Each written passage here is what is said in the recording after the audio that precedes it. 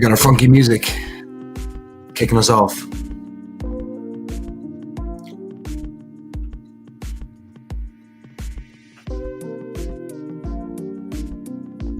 Might be too funky. We'll turn it down.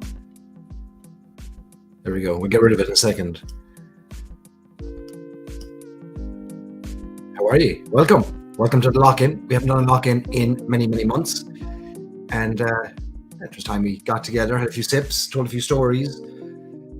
Focus on Jameson this time. So we'll have a Jameson pot still deep dive. You're all very welcome to the lock-in. Let me know where you're joining from. There's Steve. How are you, Steve? Good to see you, buddy. First man out of the gate, our admin in our Irish Whiskey Fans of America group. There's Greg. How are you, Greg? Down in Florida. Tell us where you are. What's in your glass? I'm kicking off with some Jameson Gold to get us started. Discontinued, sadly, Jameson Gold. High, good pot still component in that, but also virgin oak matured pot still as one of the 3 pot still components. So one of the few Jamesons to have virgin oak. Steve's got powered Irish coffee. Good man. There's Brian. How are you doing, Brian? Crested 10. Good stuff. Hi, Michael. There's Dermot in New Jersey. How are you, Dermot? Kathy in New York. Hey, Kathy. Kevin's got Jameson Black Barrel Proof. Good man, Kevin. In Austin, Texas. Jameson Crested in New Jersey as well. I'm curious to see just how many Jamesons make an appearance tonight, because no matter how many I rolled out for a photograph earlier this week, I was quickly reminded how many I was missing by so many of you. Okay, let me turn down this music a bit. It's getting too funky. It's called night driving. I don't know why it's called night driving. We're not driving anywhere. Maybe put on a little bit of acoustic cinematic. All right, we'll get rid of this shortly.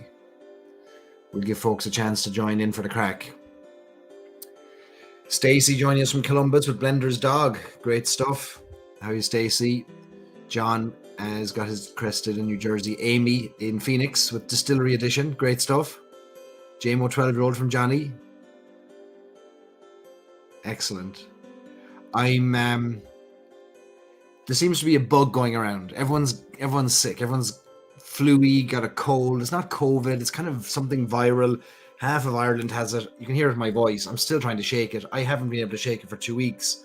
I don't have any loss of smell or taste or hearing or anything. It's just a blockage, you know. It's kind of like a head cold, heavy head cold. It's not affecting my ability or my desire to engage in a bit of a lock-in and sampling some whiskies, though. So I see a lot of people have it, though. A lot of people out for the count. I see whole households are out for the count. Hi, Michael, with his JJ Corrie. Good stuff. Ted from DC, driving or drinking.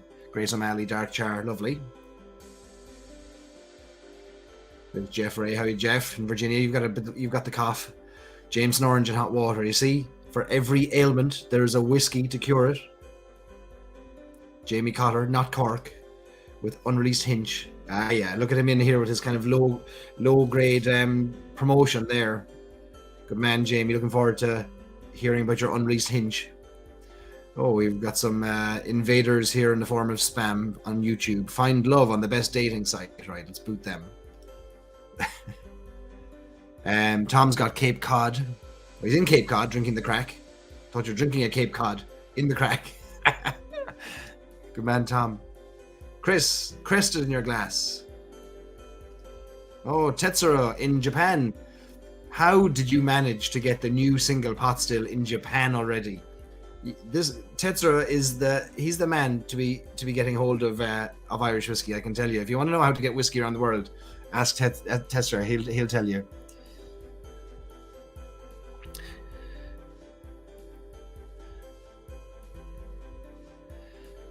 Stacey got it as well. Jamie says, fire me that link on the best dating site. There's Dave in California, Jameson 12 Special Reserve. Drop that there as well. All right, so you're all very welcome. Should we kill the music or keep this music? I think we should kill it. What do you think?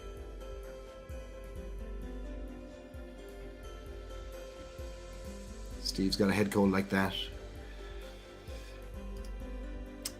All right. You are all very, very welcome. This is going to be a bit of crack because we're focused on Jameson tonight. Dave says the music's putting him to sleep. The whiskey's not going to help. I can tell you that. All right, so we'll kill the music. Gone. Then you just have to listen to me. The music goes with the dating site ad. Jamie thinks it adds to the experience. Maybe occasionally we'll like dip in and out of music. There's Jason down under in Australia. Good man, Jason. Just after having Powers 12 and John's Lane pot still. Great stuff. Right now, rum for Julie. So I'll be curious to hear over the course of the evening what Jamesons you have, whether it's regular green bottle Jameson. It doesn't have to be a fancy Jameson. I'm just interested to see the reach of Jameson. We know the reach of Jameson, but I'm curious with all of our talk all the time of new distilleries and small releases and interesting, curious, rare, expensive, all kinds of things we tend to gravitate towards out of the curiosity that we have for Irish whiskey. We forget sometimes the reach of Jameson, and it is a massive reach, isn't it? And so I'm curious to know how many Jamesons you have, whether you're bringing any out tonight, whether you can get them where you are beyond the original Jameson or not. But almost fascinated just to see what other Jamesons are out there. Because I said earlier, I posted a picture of some Jamesons that I pulled out of the shelves earlier this week. And I got a whole bunch of comments saying, what about this? What about that? Excuse me. What about the Maker series? What about Jameson 12-year-old? What about all these Jamesons that I hadn't pulled out? I thought, okay, I have some of them on other shelves, but it quickly reminded me just how many Jamesons are out there and have been out there over the past 10, 15 years. And there have been a lot of them, and we tend to forget and we tend to move on to the next shiny thing, not realizing or remembering perhaps the reach, the impact, the dominance that Jameson exerts in the world of Irish whiskey globally. And not only that, but despite their cash cow being Jameson original, the amount of innovation that takes place under not just the Middleton banner and the various brands like Redbreast and the Spot range and Method and Madness, but also under the Jameson name, there's been some incredible innovation for the Irish whiskey category over the past 20 years, and it doesn't show any signs of slowing down. In fact, it's only showing signs of speeding up over the past 18 months if recent releases and hints are anything to go by. So we'll talk about some of what we think is coming, some of what we know is coming, and what has happened over the past few weeks. And we'll have a particular focus tonight on the pot stills of Jameson from a storytelling standpoint, from a tasting standpoint, and we can dive into any of the other Jamesons, of course, and talk about them and take any questions. And I might not have all the answers. I'm not a Jameson expert. I'm not sponsored. This isn't a Jameson advert. There's nobody in the distillery knows I'm doing this, I don't think. So we can talk about it. And if we've got questions about any of the Jameson releases that I can't answer, you can't answer, I'm sure somebody will find the answer and we'll educate ourselves on some of the releases, because there's a lot of nuance and detail from barrel types and ages and vattings and blends that go into these releases. A lot to keep up with. But it's the fascinating part of enjoying the whiskey, isn't it? Trying to determine and understand where did that flavor profile come from? How are we getting to this particular note and nuance in our glass? That to me is fascinating. Look at this. Look, Tetzer's got the Jameson 15-year-old Millennium Edition. There's no keeping up. There is no keeping up. We'll be going with that. We might even be kicking off of that in a second. Dave says he thinks I left my Maker series. Yeah, my Maker series could well be over in the States. I haven't bought any Maker series since I've been back coming back over to Ireland of late. Right now I'm sipping on a drop of Jameson Gold, small little 200ml bottle that I picked up at auction. A little set. You got the set of this, the 18-year-old and the 12-year-old, I think it was, in a little 200ml times 3 gift box. I got that at Irish Whiskey Auctions.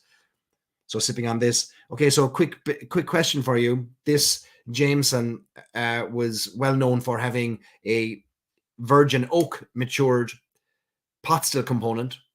Does anybody know what other Jameson blend in the last 10 years included virgin oak? What other Jameson blend included virgin oak in it in the last 10 years? Not a pot still, but virgin oak, but a blend. I wonder. Does anybody know?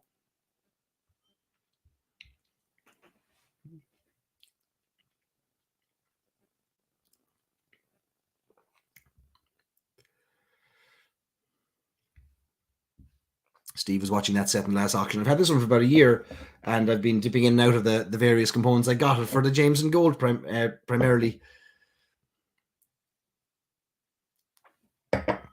All right, so what I'm going to do is, over the course of the lock-in, I'm going to work my way through the pot stills of Middleton that are Jameson branded. So there have been only 4 releases of a pot still under the Jameson name in the last 48 years or 47 years of the Middleton distillery. So the Middleton distillery opened in 1975, the new Middleton distillery.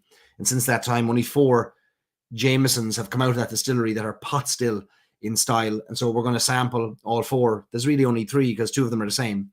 So we'll sample them tonight, and we'll actually go in chronological order, date-wise, of their releases. So we'll actually start with a big one. Like, we'll start in a few minutes with this one. We'll start with the Jameson 15-year-old from 1999. And then I'll move on to the Jameson 15-year-old remastered version that was released earlier this year. And then I'll go on to the Jameson Middleton Barrel Club release, which came out just a few weeks ago, which happens to be the identical liquid as the Jameson single pot still that was just released last week. So these 2 are the same liquid, they're just different packaging, but they're technically 4 releases. These are 2 separate releases. Peter reckons that new pot still is the one. No, it's not a pot still, it's a blend. Rich got it right. Cooper's Crows. Cooper's Crows is the answer. Cooper's Crows. So Cooper's Crows includes a portion of pot still whiskey that was matured in virgin oak. That's right. Cooper's Crows. All right. All the bots are out on YouTube tonight. Jamie, if you're looking for your dating sites, you can go to YouTube and you'll find them popping in there. Okay. So, yes, that's what we're going to do. We're going to taste these 4, and then we'll dive into other Jamesons, or we'll talk about Jameson and where it's going. We'll also do that as we sip through these 4. We haven't done a lock-in a while. We've been focused mostly on things like events, doing our first in-person events, which we did in New York recently, and also focused on our virtual events and our releases through the Stories and Sips Whiskey Club. But there'll be more occasions for us to do more lock-ins, and I think there's a time and a place for them. They won't be every week, but we'll certainly find room to do more of them and kind of bring us all together on a Friday night. The what else are we going to do? I'd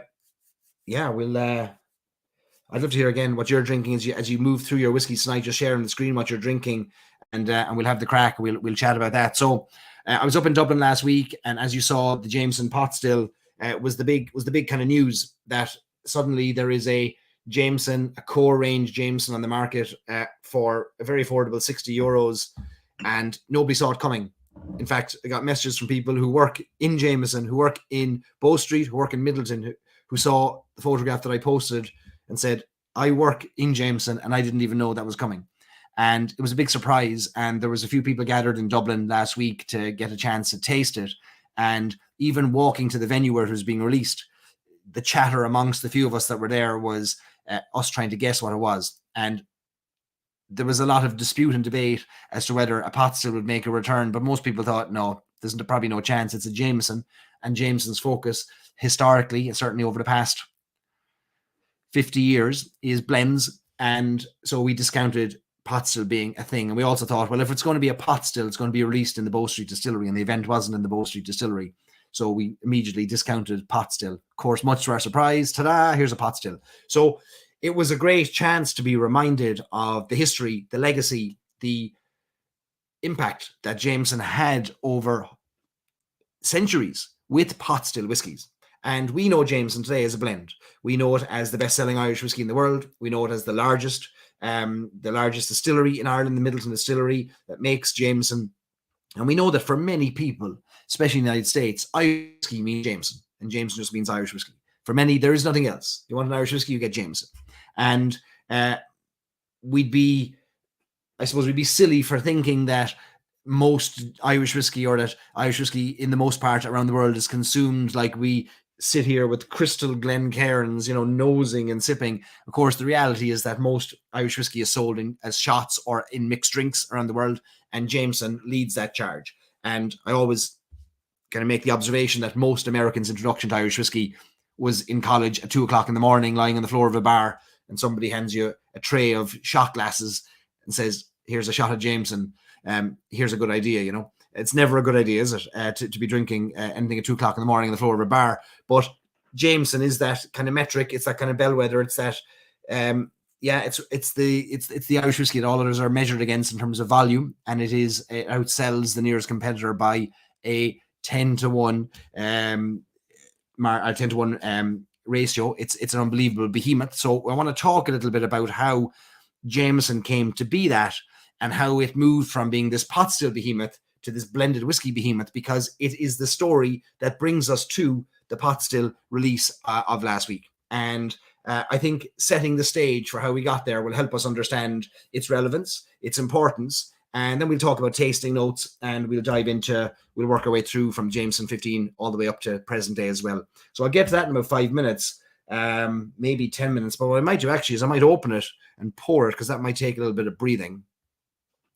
All right, so let's open this. This has not been opened. This is this was sealed in 1999, and so it has not seen air in 23, 24 years. So we're going to open a Jameson 15 live on air. We'll pour this into our Glencairn. Boop.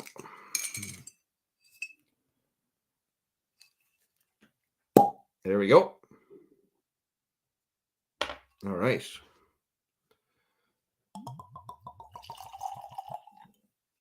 Okay, so we will let this sit for a minute, because I know this is going to take a little bit of time to open up. So we will leave it here. All right.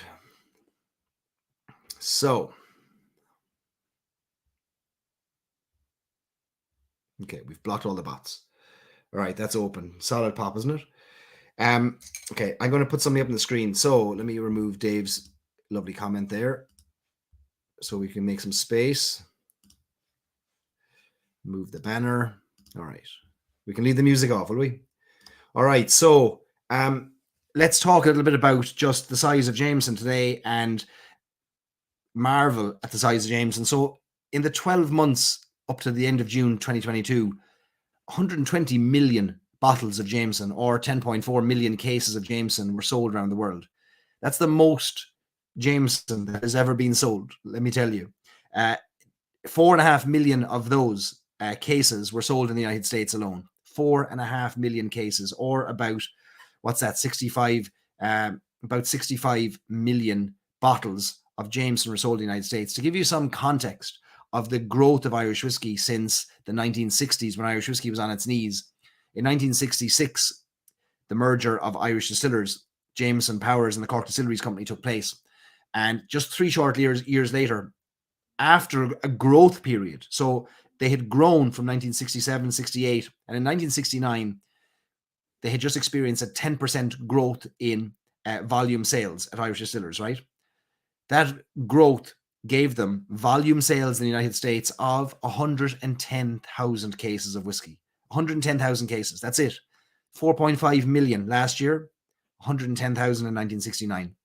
That's the growth that we've gone through. And most of that has been led by Jameson, which is an extraordinary achievement. And we'll talk about how it got there as we go through. So I share this statistic for one reason alone. When we get to the Jameson pot still, the single pot still, in a little bit, it'll become more and more obvious why that's such a good move. We celebrate and we hero single pot still whiskies, as we should. This quintessential style that we talk about in Ireland, this unique style created in Ireland. And we have all the wonderful lore and stories we share about the malt tax and various historic mash bills, and a return and a seeking out of these historic mash bills by various distilleries today, and evolution of the legal definition of what pot still can be. If only a small percentage of the 120 million bottles sold become pot stills. In other words, if the people who are buying these bottles suddenly decide, you know what, instead of spending $30 on a bottle, I'm going to go and spend $60 on a brand I trust and I know, and I've been drinking it, and my family have been drinking it my whole life, their whole lives. I'm going to go up to the Jameson single pot still with this lovely blue label instead of the creamy label. Then that's a win for pot still, because no better flag flyer could there be for the style around the world than this trusted name. And it's not just by volume that Jameson earns the stripes of being able to fly the pot still banner and being able to promote the category at that level.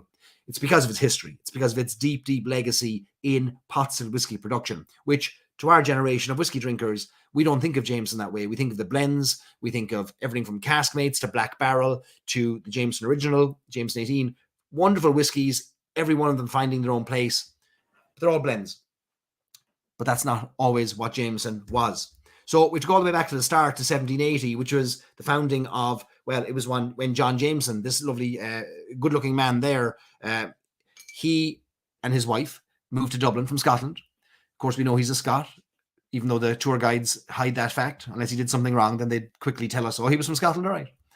Anyway, John Jameson and his wife, Margaret Haig, she was from the Scotch whiskey dynasty. They moved to Dublin in 1780 and started working in the distillery that was already there on Bow Street in Dublin, and Margaret's family ran that distillery. And over the ensuing years, John Jameson took over that distillery, took over the running of it, and eventually it became John Jameson Son Distillery on Bow Street in Dublin.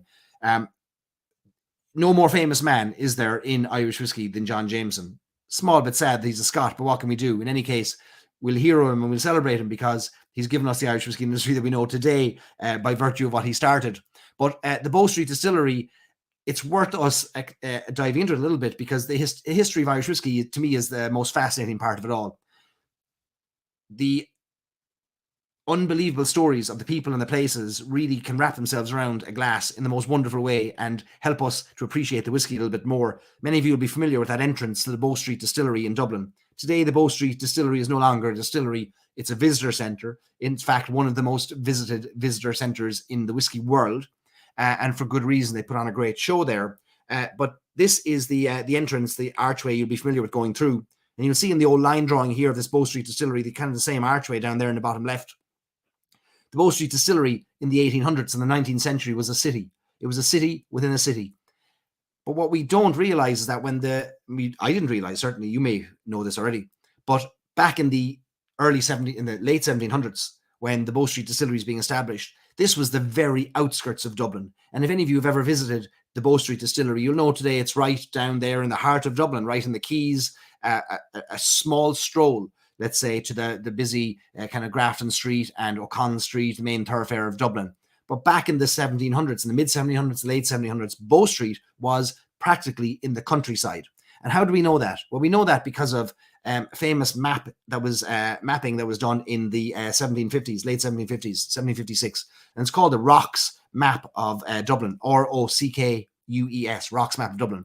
And I'm honed in here on one square, which is a kind of a big white strip. We're going a bit closer. This is Smithfield. And Smithfield is the neighborhood where Bow Street is, where the distillery is today. And you'll notice all around to the north, to the west, nothing but fields.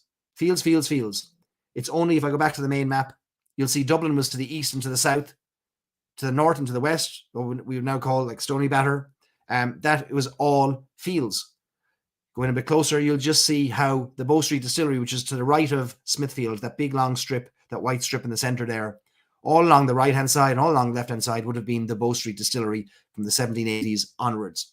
And so much was it in the countryside that the farmers were bringing their grain. The barley, the oats were being brought directly into the Bow Street Distillery by the farmers on their horses and carts, who would bring them in to the very door of the distillery. Now, this was before the era of malt houses, before the era of middle merchants, maltsters who would contract, buy instead, as was the case with most distilleries around Ireland. On certain days of the week, there'd be a line of farmers outside of the malt house gates waiting to drop off their oats and their barley and have them tested and make sure that they met the spec that the distillery wanted. So the Bow Street Distillery today forms part of Greater Dublin, the greater city centre of Dublin, but back in the 1800s, it really was an absolute outlier. I had an interview this week with Carol Quinn, the archivist in Middleton Distillery, whose job is to aggregate, to examine, to preserve, to curate the history of Jameson, the history of Powers, all of the historic distilleries that came together to form Irish Distillers, Cork Distilleries Company included. And she shared some incredible stories and history of the people who manned that distillery over the years and who worked for generations. Their families worked for generations in the distillery. And it's a good 45-minute long interview, and I'll be putting it up on the website on storiesandsips.com this week, actually Monday, for any of you who are interested in kind of more of a deep dive into the history of kind of Bow Street, right in the centre of Dublin. Right, I mean, the history of Irish whiskey mirrors the history of Ireland. So 1916, when the Easter Rising was taking place, the Jameson distillery was open. The Bow Street distillery was open. There were people working there, and there were some of the rebels took up a position inside the distillery, inside Andrew Jameson, one of the descendants of John Jameson, inside his office, smoking his Cuban cigars inside the office of the Jameson distillery. So she shares some fantastic stories of that era in the 19th and early 20th century. So if you're interested in history, check out storiesandsips.com. This on Monday, we'll have some more information on that. But the whiskey that they would have made at the time in the 1800s, in the 1900s, was pot still whiskey. There was no column still in Bow Street. There was no grain distillery. It was just a pot still distillery. They had the copper pot stills. They had 3 copper pot stills running, triple distillation in the Bow Street distillery. And they only made one style of whiskey, pot still whiskey. And it was the style of whiskey that was known around the world. And it was the brand of whiskey that was known around the world. So JJ and S, John Jameson and Son, was a kind of a mark of quality, of honor, of prestige. These were expensive drinks. They weren't cheap. And even when Redbreast first came on the scene in 1912, their first advert included the letters JJ and S, John Jameson and Son liqueur. So it was a real mark of quality that you would include, that you would indicate that you were a Jameson produced whiskey. The reason I talk about this history is because all they made for the entire history from 1780 to when they finally shut down in 1972, they turned off this last still in Bow Street in Dublin. The only whiskey they made was pot still whiskey. Now, the style, the mash bills would have been different back then than they are today. There would have been a mixture of, it wouldn't just have been malted and unmalted barley. There would have been oats. There would have been different, oats, perhaps even some rye, definitely malted and unmalted barley as well, but in very different quantities than we know and understand pot still whiskey to be today. Now, in 1966, the merger happened. So Jameson and Powers and Middleton Distillery and the remaining Cork distillery site in Cork City, they all came together to form Irish Distillers, as many of you know, in order to save Irish whiskey. And in doing so, set a different path than each of these individual distilleries was on their own. And one of the interesting things that they did once they created this entity known as Irish Distillers was, for the first time ever, they brought in an external manager. So back in the 1960s, and certainly in the century leading up to that, a family business was run by a family member. There was no such thing as hiring an external CEO or a managing director. It was a family business. It was passed down from generation to generation. You learned your trade from a child all the way through, just like the Jamesons did, the Powers family did, the Murphy family did in Cork.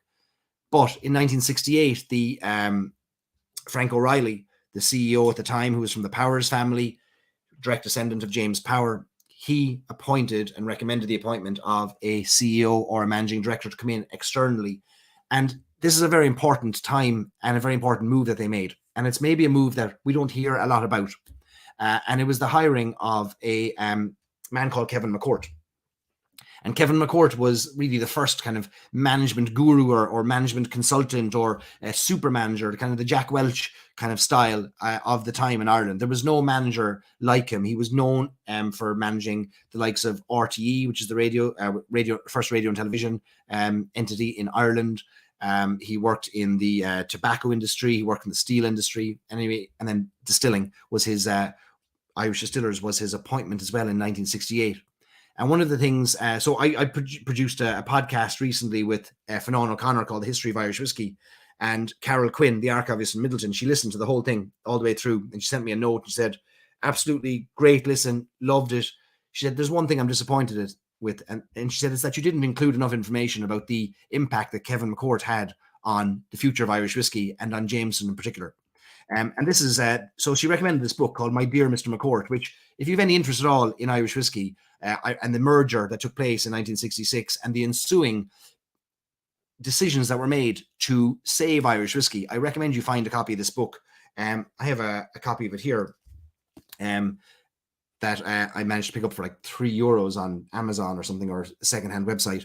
And it's a remarkable explanation of what had to happen to save Irish whiskey. So back when Kevin McCourt was taken on, it was 1968, and that was the year when they stopped pot still production in Bow Street Distillery, because they didn't know what to do. All they knew was that bourbon and scotch were eating their dinner and eating their lunch, and they had no idea how to save the Irish whiskey industry. But Kevin McCourt had some ideas. 1968, they stopped distilling pot still whiskey, and he is the man responsible for creating advocating for the creation of the blend, the Jameson blend. And there's some remarkable excerpts in here that are worth kind of sharing, just a line or two, because some like almost throwaway comments that if you imagine back in the 1960s when there wasn't much in the industry in Ireland, or kind of success to speak of outside of agriculture, the decisions made around a company like Irish Distillers would have been huge and would have been big news at the time. So a simple line here: at a press conference held on the 22nd of August 1969, it was announced that the 4 production facilities would be consolidated into a single large modern facility that, subject to further study, would take the form of a major extension and complete modernization of the distillery at Midleton, where the company owned a 48-acre site. As a first step, Dublin production was to be centralised in the Johns Lane plant, with the overall consolidation expected to take up to 5 years. So what happened was they turned off the stills in Jameson over a 4-year period. They wound down from 1968 to 1972. And then from 1972 to about 1975, all production of Irish whiskey for Jameson and Powers was taking place in the Johns Lane Distillery, the Powers Johns Lane Distillery, which is astonishing that you've got this date where they declare, all right, that's it, we're closing all these distilleries and we're going to merge, we're going to modernize Midleton. At that stage, there was no such thing as New Midleton Distillery. It hadn't even yet been built. But there's another line here. So the US market, where many of you are listening from now, was, of course, determined to be the biggest opportunity for Irish whiskey. It's where there was the Irish diaspora. It's where Irish whiskey had been shipped for so many years prior to Prohibition. But it's where, at that time, it was on its knees. 110,000 cases in 1969, right? So what's interesting is that Kevin McCourt hired a US consulting company to help him analyze the US market for the suitability of Irish whiskey. And at the time, it was pot still whiskey. That's all they had. Pot still whiskey was being shipped into the United States, and they weren't having it because palates were changing. People wanted a lighter style, at the time. And so what they did was, it says here, by January 1970, Kevin was able to announce the spearhead of a new onslaught into the US market with a modified Jameson, which would be test marketed in America in April or May. Quote, "We haven't invented a Scotch and we haven't invented a bourbon," he declared. "We've tailored an Irish whiskey to suit a lighter market, a lighter taste market." So what they were doing was they were recognizing that there was no market for pot still at the time. Blended scotches, lighter, sweeter bourbons were the rage at the time, and Irish whiskey wasn't cutting it. He quoted one American distributor as saying, "Take the boxing gloves out of your whiskey and I'll be able to sell it," because it was considered too hard, too harsh a drink at the time, which I think is an astonishing thing. So in any case, he set about the modernization of Irish distillers, the building of the Midleton Distillery, the new Midleton Distillery, the acquisition of the Bushmills Distillery to form part of Irish Distillers, the movement and the conversion of all pot still whiskies to blends, which is an astonishing thing. And he brought the company to significant profitability. So it says that by the end of his tenure there at Irish Distillers, it says the new blend of Jameson was developed under his guidance. He acquired old Bushmills. He developed the most modern distillery facility in the world at Midleton, and they were all monuments to his time at Irish Distillers Group. So Kevin McCourt is being mentioned here because he doesn't get enough mention, and you find almost nothing about him and his time at Irish Distillers online. So I'd recommend, there's a whole section of this book on Irish Distillers if you want to find it. All right, let me pause there for a second. Let me take a sip.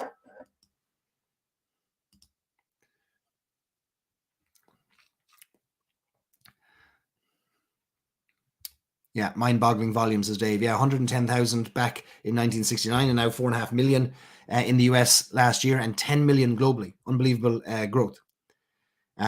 Okay. So we mentioned Kevin McCourt, a very important figure. And then, of course, in 1975, the new Midleton Distillery came on stream. Now, here you see it with its new garden stillhouse extension, which wasn't there at the time. But 1975, monumental. This was 150 years to the year after the opening of Middleton Distillery itself, Old Middleton, in 1825. So 150 years later, you have this distillery, New Middleton Distillery. And what's remarkable is that in 2025, 200 years after the formation of Middleton Distillery, we're going to have another new distillery on the site of Middleton, which is the new Middleton Distillery in an adjoining site as well. So you'll have Old Middleton, New Middleton, Newer Middleton, and the micro distillery all in one place. Since 1975, there have only been 4 pot still whiskies with the Jameson name released from the Middleton Distillery. That's important because one of them happened in 1999, and then 3 of them happened in the last 8 months. So let's dive into them. Let us dive into them. All right. We're going to start with this one. So we talk about pot still whiskies. The pot still, I mean, the distillery that kept pot still whiskey going, of course, is the Middleton Distillery. There were only 2 distilleries on the island from 1975 until 1987, 12-year period, Middleton and Bushmills. Neither of them are only Bushmills was making single malt, and Middleton was making single pot still and single grain. Even after the Cooley Distillery came online, they weren't making pot still whiskey, they were making malt and grain. So pot still whiskey has been kept alive by Middleton under the guidance of Barry Crockett, famous man, master distiller emeritus at the Middleton Distillery, well known for creating the Middleton Very Rare range in 1984 and every year since, thanks to his vision. In 1999, this was an unexpected and unusual release, no different than the 1984 Middleton Very Rare release was. This is has a cult-like following. It is the Jameson Pure Pot Still 15-year-old, released in 1999. There were 2 releases of it, 1999 and 2000. Some of them have a smaller 15-year-old on the label, number 15, and others have a larger 15 on the label. I think this is the 1999 one and the larger 2000 release, perhaps.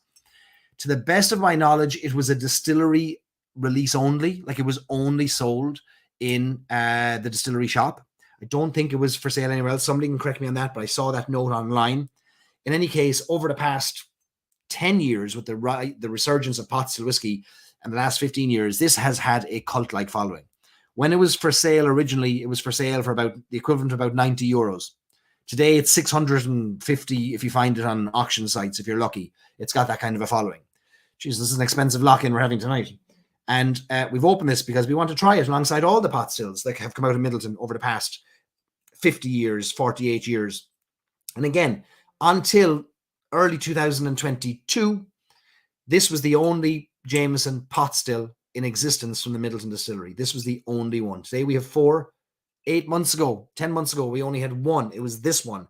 And to many, it's considered the metric by which all pot stills are measured, or the metric by, or the style of pot still that most enthusiasts would love to get hold of, or love to see making a return and making a comeback, because it has a unique style. So we'll talk about that, but maybe we'll start by having a little nose of it. So it is a heavy style of pot still.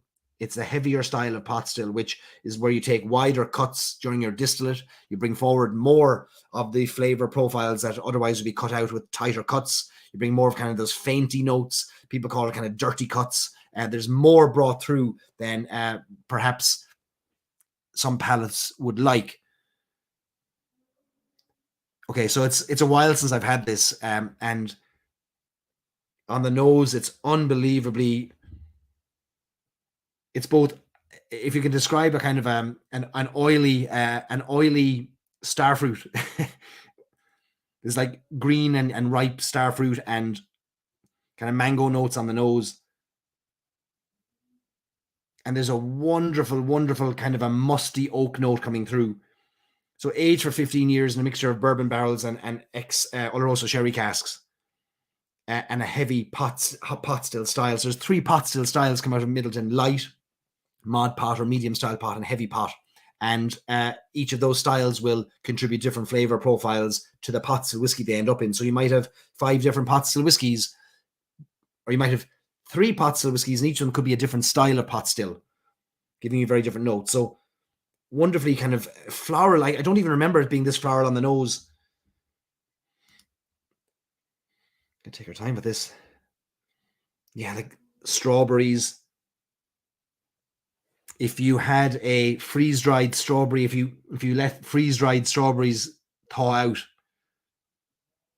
wonderful fruit notes, rich red notes, red fruit notes, and getting that star fruit. I can't stop thinking about star fruit for some reason. Maybe some apricot, but that wonderful oaky note coming through in it. So sláinte, we'll have a small sip of this beauty, then we'll have 25 other sips.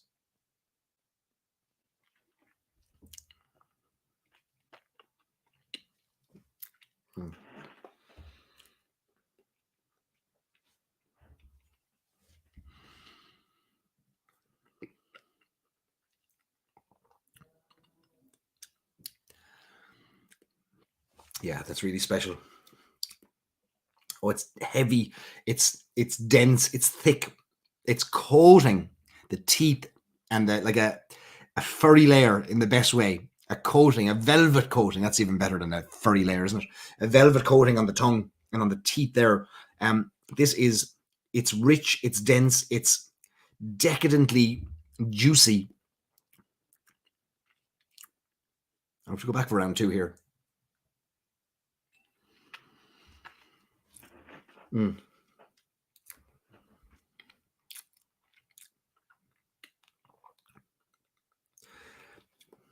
It's so oily.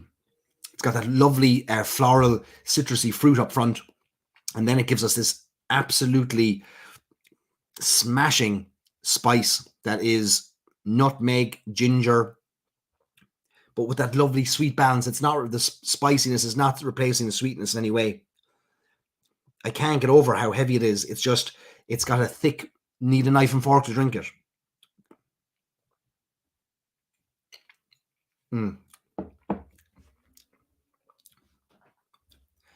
Yeah, it is.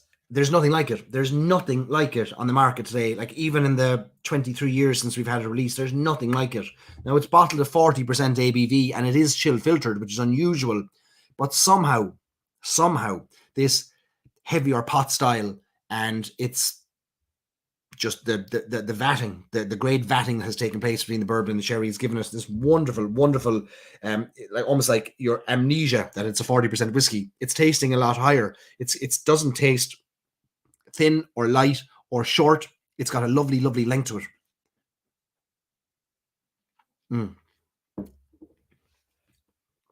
This is Fionnán O'Connor's favorite whiskey, even though he'll tell people he doesn't have a favorite whiskey. And if you read Fionnán's book, A Glass Apart, he has the best notes on this whiskey and the best comments. And I have to pull them up and read you a few of them, because back when Fionnán wrote his book, there were not the pot still whiskies that we have available today. In fact, the pot still whiskey market was sparse. There wasn't much out there, and he was finding whatever he could. At the time, it was just at the time that Middleton Very Rare Barry Crockett had been released. That was a pot still whiskey. Time that Paddy Centenary had been released. This Jameson obviously was out there floating around for the 15 years prior to him writing the book. But let me read a couple of notes here. One is on his surprise at it ever having been released in the first place. This whiskey has very little to do with its brand name. Bottled as a limited release for the new millennium and slapped with a Jameson label at a time when the term single pot still was still a glint in the left eye of a Middleton Mark guru. It's probably the most pot stilly whiskey Middleton have ever put together. Drawing its flavors from the trad pot spirits at the heaviest end of their distillate spectrum, this bottle is dense like a sinking ship full of dates and figs, punctuated by the bristle of its own brown sugar gingers and drowning in an oil spillage. There's no replacing Fionnán for the notes, is there? The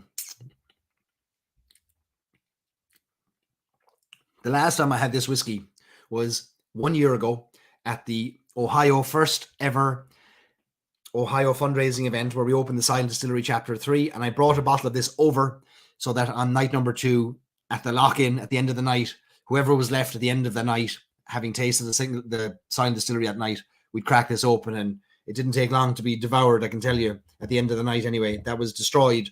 But it wasn't the same environment where it was kind of a controlled environment where I could sit down, nose it, taste. I was too busy kind of pouring it, and we're after a heap of whiskies already.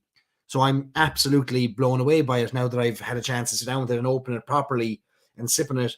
I don't think I remember these wonderfully bright, fragrant citrus notes when I tasted it last, and they are complementing the pot still spice in the best way. The density of that pot still spice and the lightness of those citrus notes is absolutely a joy to behold.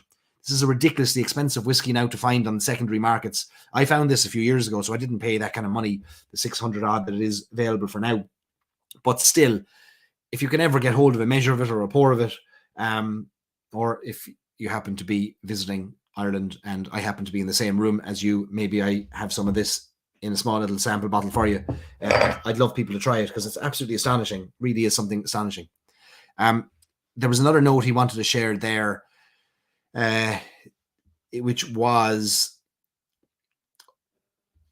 Irish distillers. Oh yes, he says this is the kind of whiskey that would have been right at home in Alfred Bernard's Liberties, Dublin, and the kind of whiskey that Irish distillers should be championing as their ancestral birthright. There's nothing like it in contemporary Irish distilling, and the category is weaker for the loss. If you're reading this, Middleton, I presume you still have trad pot stocks in your warehouse. If this were ever re-released as a non-chill filtered expression at a reasonable, dare I say, cask strength, I could die a happier, kinder, and generally more tolerant and tolerable man. Middleton, I would like for Fanon to be a more tolerant and tolerable man. So can we get this thing released? Can we get a cask strength version of that released? Can you imagine? Steve is correct. It didn't sell at the time. When this was first released, remember, 1999 in Ireland, we didn't have a bucket to pee in. There was other ways to say that. In Ireland, nobody had any money. A €90 whiskey, a £90 whiskey, or whatever was the equivalent at the time, was a non-runner, and it was a distillery exclusive, so you had to buy it in the shop in the distillery. My understanding is that so poor were the sales of this whiskey that if you bought two, you got a third free. And that was just an effort to try and move these things because nobody was buying them. Can you imagine? If we could only go back in time, knowing what we know, we'd buy two things, land and whiskey. Or maybe more whiskey. Forget about the land. €400 at the moment, says Michael, on Irish whiskey auction. Don't tell them, Michael. They'll all go there and try and buy it.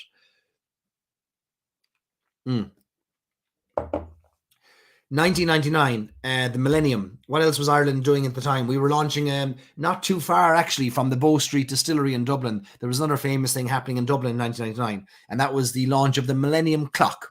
And the Millennium Clock had a shorter, a much shorter life than this whiskey had. It was put there in the River Liffey in Dublin. It was a digital display floating beneath the surface of the River Liffey, and the idea being that you could go there and see this countdown to the millennium inside the River Liffey. Why you put anything into the River Liffey, I don't know. Anyway, it lasted, I don't know, was it a few weeks it lasted, and it broke its moorings and it floated away, and that was the end of the Millennium Clock. This was far more interesting, I think, happening at the turn of the century in the millennium in 1999, the release of this. Where were you all at the turn of 1999? Was anybody drinking Irish whiskey in 1999? I'd be curious to know. I wasn't. I was working on a cruise ship at the time. I was off the coast I was in the Caribbean for the millennium, and I wouldn't have known an Irish whiskey from a cup of tea in 1999, I can tell you. 2015, Tom got it for €150 in an auction win. Now, Tom's the man with his finger on the button. He knows what's going on.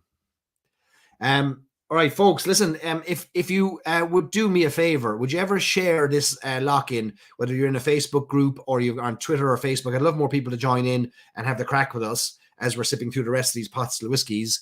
So if you're enjoying it, give us a like, give us a comment, give us a share. Any questions that you have, let us know.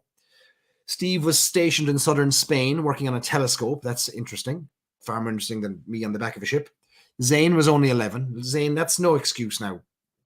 To not be drinking Irish whiskey. MP says, let's go and get it and split it. Right. So you're all out looking for this. I almost don't want to mention that it's still available on auction sites because I'd love to find whatever's available of this and just drink this for the rest of my life. But I don't remember it being this good. It's absolutely beautiful.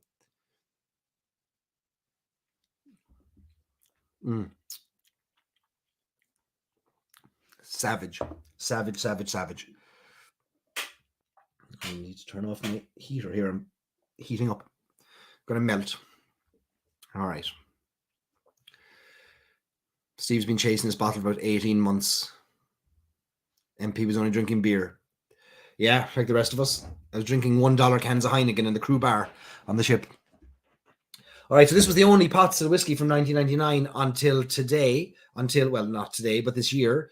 And there was always this kind of allure to this bottle. Would there ever be another pot still? If you notice on the label, this was before the era of single pot still. This is called pure pot still. Look, pure pot still.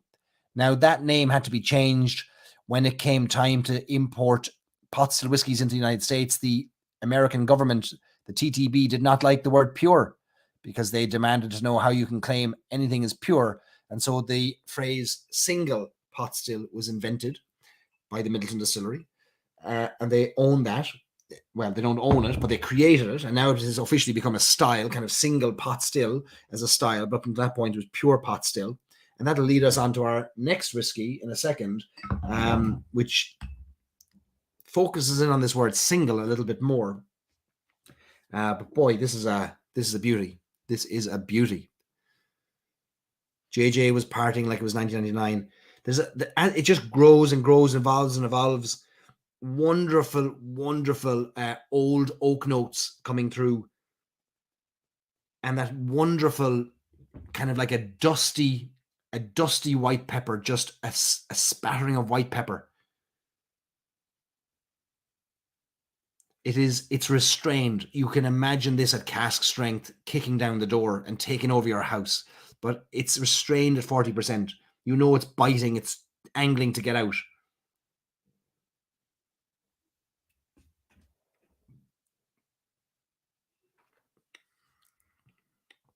Brian Sharp was in residency, drinking nothing but tea and water. Probably better off. Jennifer was celebrating in Maine with a bottle of Middleton Very Rare. Oh, very good. That was those were early days, 1999 Middleton Very Rares. Steve, I'm well ahead of you. Well ahead of you. I've been drinking it earlier this evening. Greg was starting law school. A long time ago now, wasn't it?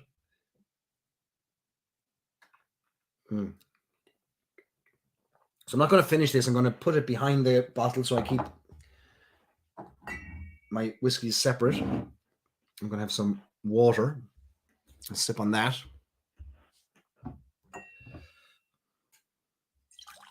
All right. Anybody else moving on to any Jamesons? Let me know if you're moving on to any Jameson at all.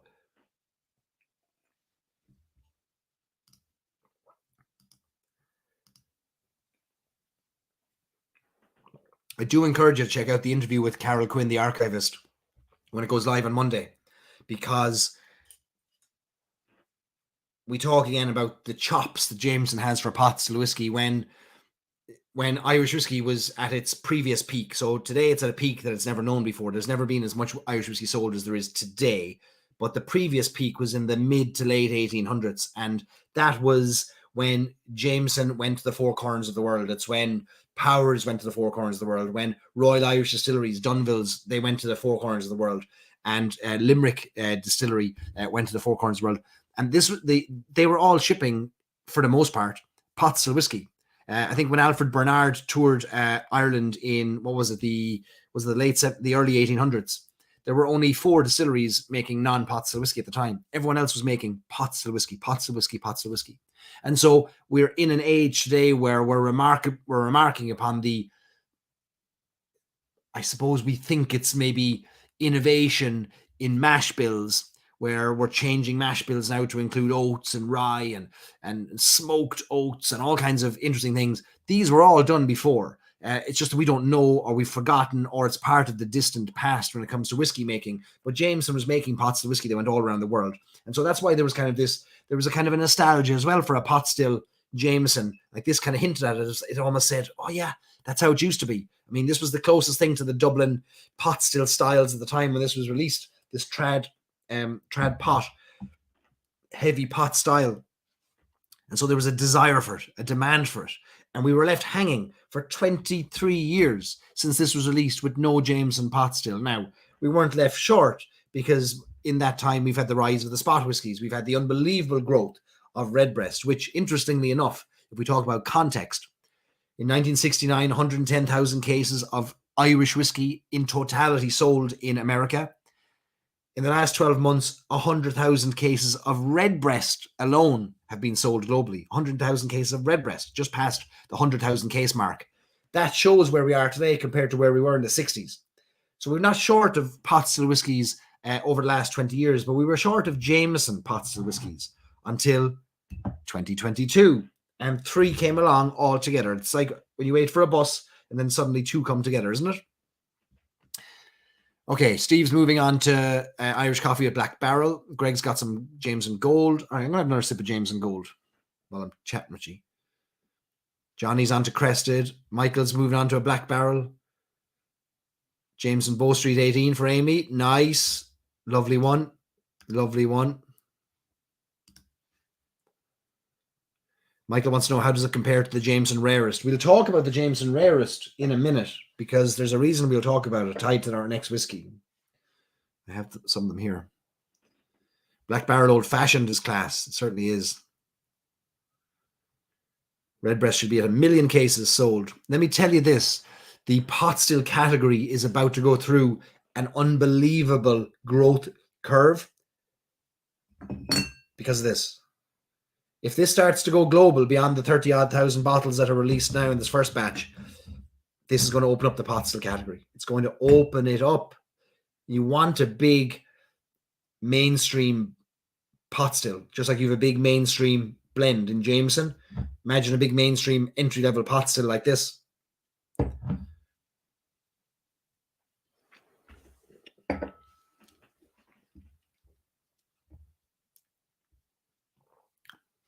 I'll come back to that, Michael, on the rarest vintage. We'll talk about that in a second. I have some of it here. Don't be twisting my arm to open that one. It wouldn't take much now, but it'll become a very expensive lock-in all of a sudden. A very expensive lock-in. Buy your pot still favorites now, says Kevin. Yeah, you've seen the Middleton pot stills go through the roof price-wise, haven't you? And that's not a good thing. The market, though, is doing its job of supply and demand, unfortunately, because the prices that they were at before hadn't yet baked in the demand. Now they're baking in the demand, and we're all the poorer for it, aren't we? Like Redbreast 21-year-old gone through the roof. Middleton Very Rare Barry Crockett through the roof. Redbreast 27 through the roof. There'll be no roof left.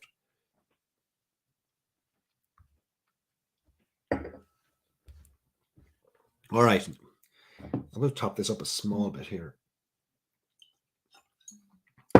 More water, and then we're on to our next pot still whiskey. The Jameson 15 Remastered is our next one. So the first one is the Jameson 15-year-old original, and this is the Jameson 15-year-old Remastered. We'll talk about what that means in a second.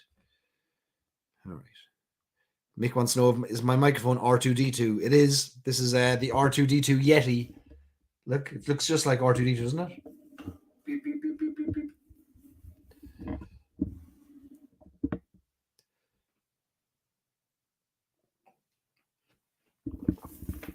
Okay.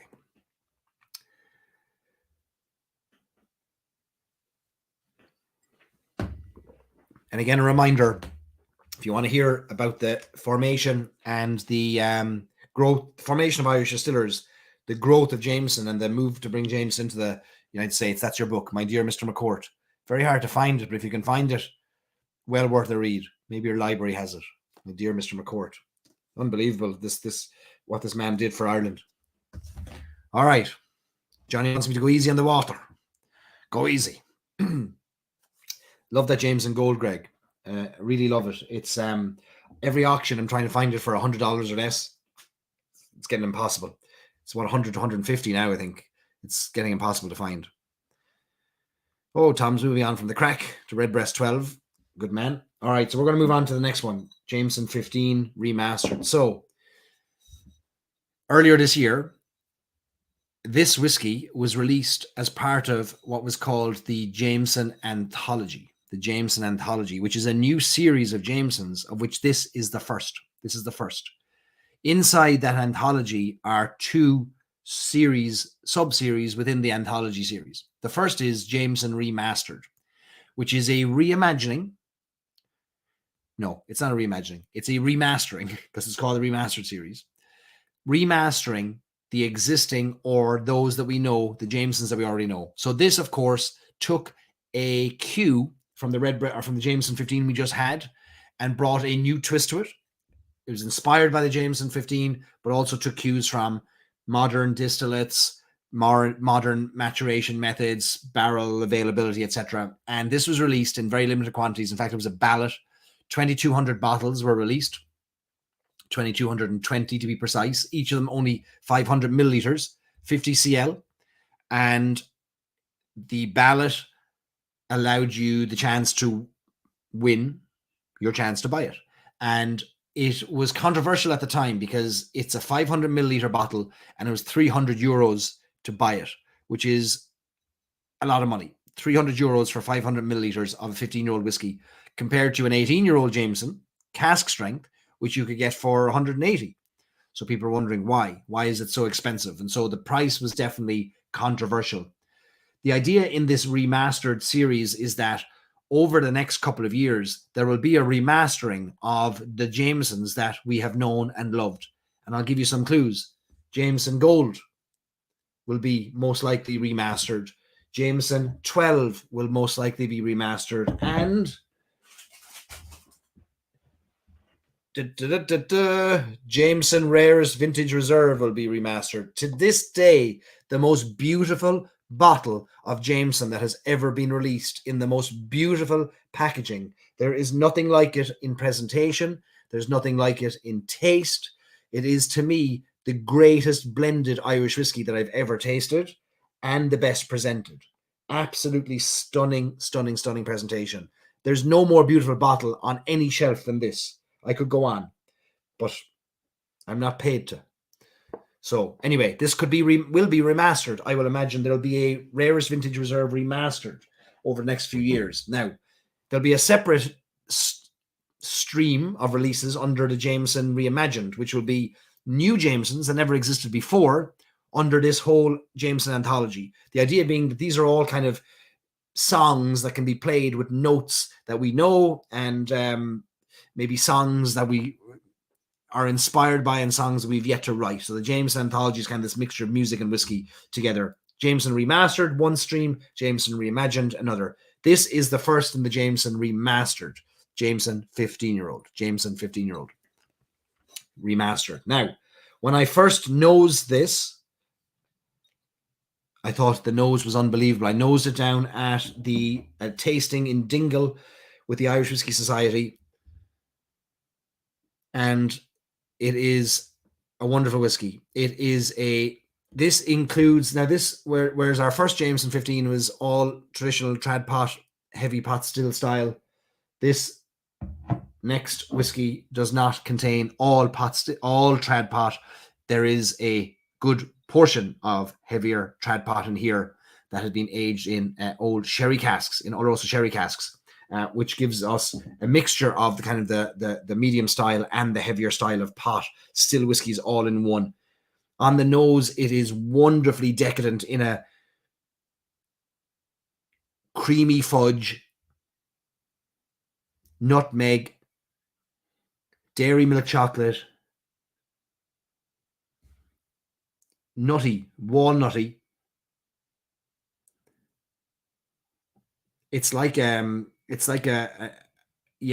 whole nut, dairy milk chocolate whole nut bar where you've got these wonderful nuts inside the chocolate. On the nose, it's really, really rich and welcoming.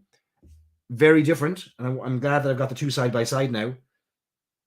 The other 15-year-old, they're miles apart, but they're equally interesting. That heavier pot still style is just astonishing. But now this 15-year-old remastered, it's got notes that we're familiar with. It's got those heavy, those dark fruit notes from the European oak casks. Sláinte, we take a sip.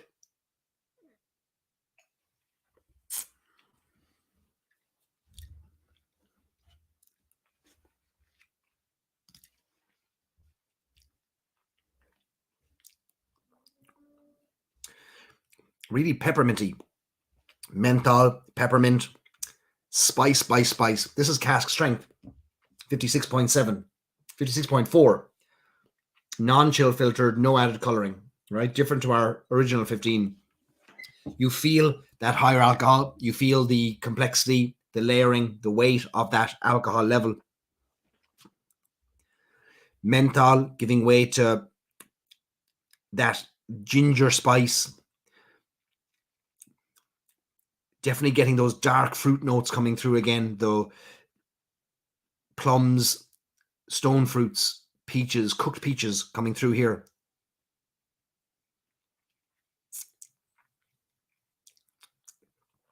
An orange. Get some orange there on the kind of mandarin orange as it's leaving the palate. Not as long as the original 15-year-old. Different, but a great whiskey. Like that's a really good whiskey. Now, this doesn't get the attention it deserved, and there's a couple of reasons why it didn't. One, it was a ballot at a time when you've got more whiskey collectors than ever. I can tell you something. In 1999, there was very few people collecting whiskey, because if they were to have gone out and snapped this up. Today, you've got whiskey drinkers and you've got whiskey collectors. Some people do both, but you've got a lot of collectors who don't even drink. Their only goal with whiskey is to buy it, store it, sell it later at a profit. I guarantee that what a burp. Whiskey burp.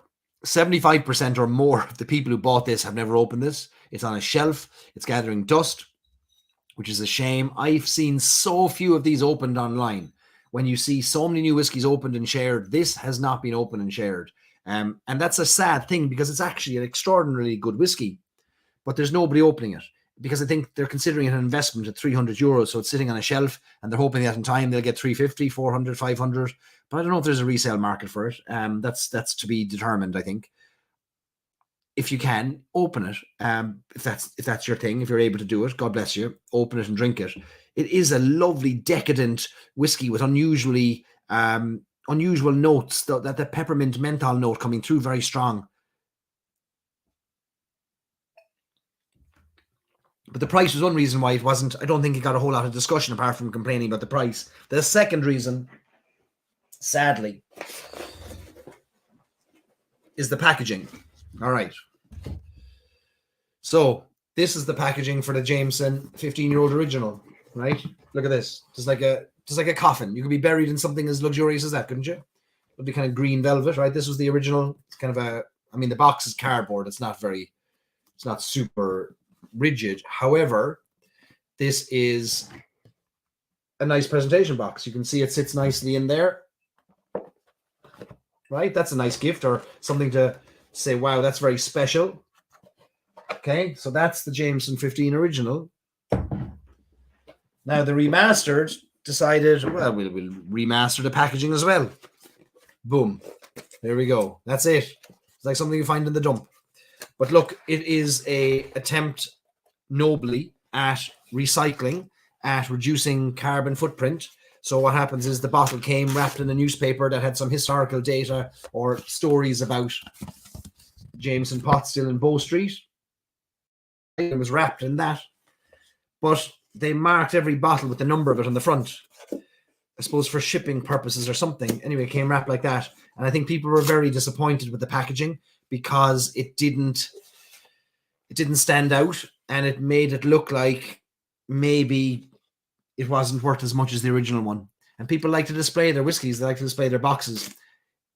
Why I think there could be perhaps some lessons learned from this, in my opinion. And again, I'm not paid to come up with these things, and my opinion is only worth as much as the next man.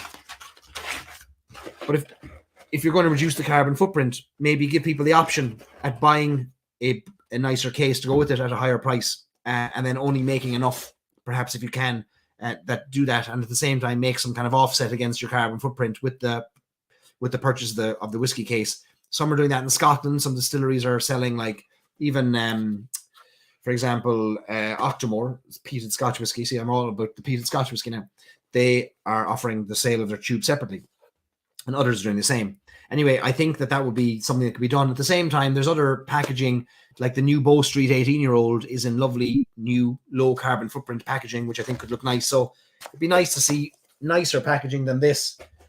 But I do know one thing, that Midleton does listen to the feedback, because over the past year, feedback on different releases has altered course for future releases, and even things like the Midleton Barrel Club has evolved and changed based on what people have given feedback on. So I think it's kind of a shame that that was overshadowed, because it's an extraordinarily good whiskey. But I just wish people would open it instead of just sticking it on a shelf.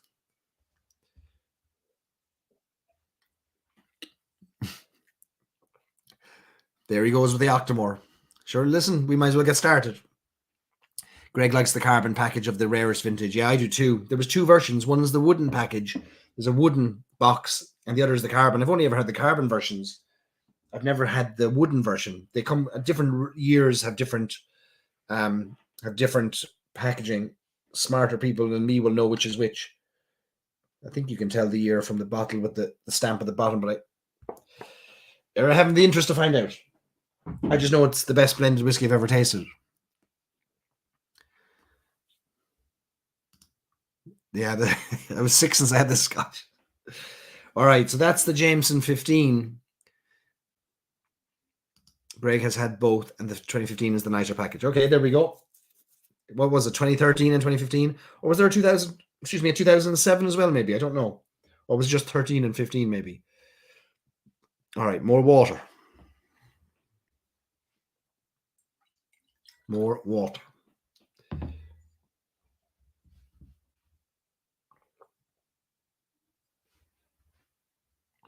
(2007, 2009) says Dave and Greg. Okay, 2007, 2009.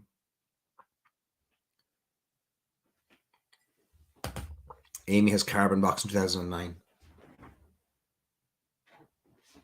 Yeah, the amount of carbon. All right, we'll go back and have a tiny little nose of. Oh, I wish there was smell-o-vision. I wish you could nose this 15-year-old from 1999, because I don't know how that starfruit mango note is so prevalent.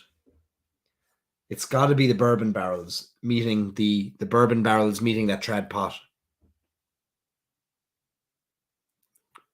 Okay, we will leave this 15-year-old remastered alongside its bottle, and we'll come back and we'll compare them all. We've got quite the collection. Nobody can go to bed till I've drained my glasses. All right, so this came out in maybe January or February, maybe this year, I believe, to the best of my knowledge. Time flies when you're having fun. And we thought, well, that's the end there now of the Jameson pot stills. There's the original from 1999, and here's the 15-year-old remastered. We won't see any more. Shock, horror. Midleton announcing that they would actually give us a exclusive pot still Jameson in a shipment from the Barrel Club. So the Barrel Club is a whiskey club that the Midleton Distillery opens up every now and again. I think they have about 1,500 members, maybe. And you get exclusive releases, or you do now. Historically, you used to get just a bottle of Yellow Spot or a bottle of Method and Madness that were also available elsewhere, and you got some samples of things from the warehouse. They took some feedback on the club, and people said, well, listen, if we're paying €500 a year, we should get some exclusives included. And they decided that they would release some exclusives. So they announced maybe about 6 weeks ago that we were getting an exclusive, and everyone was very excited because they announced a Jameson pot still. They announced this Jameson pot still. And this came as a shock, and really was very well received by the folks in the Barrel Club, because wow, what a exclusive to get, this Jameson single pot still Irish whiskey, and a very unique makeup or component mixture included in it. So this was bottled in July 15th. It's a non-age statement. There's only 1,230 bottles in the world, 46%. Bottled in July 15th. Okay, and this was released in September, I think, to us as an exclusive in the Barrel Club. Now, interestingly, is this the one? Okay, so on this label, they have it's the first time I've seen it. I only noticed it earlier. Let me see if I can show you here. See that circular disc there? It says Single Distillery Irish Whiskey. Single Distillery Irish Whiskey. Now, I wonder if that's something they will use going forward, but I've not seen it ever before. We know the word single means a single distillery.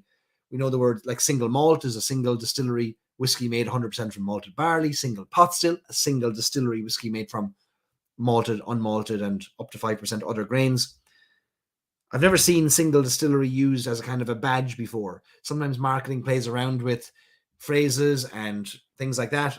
They used to have the Still House on their website where you could get exclusive access things. That disappeared. And so now you've got this single distillery Irish whiskey. So I'm curious to see if that is something they start to use and own, just like they created the term single pot still, which they now have made obviously quite famous. Anyway, we got this. And the tasting of this that was led online by Kevin O'Gorman was really, really informative. And they shared the 5 component whiskies that are in here. So you've got pot still whiskies from 4 to 8 years of age.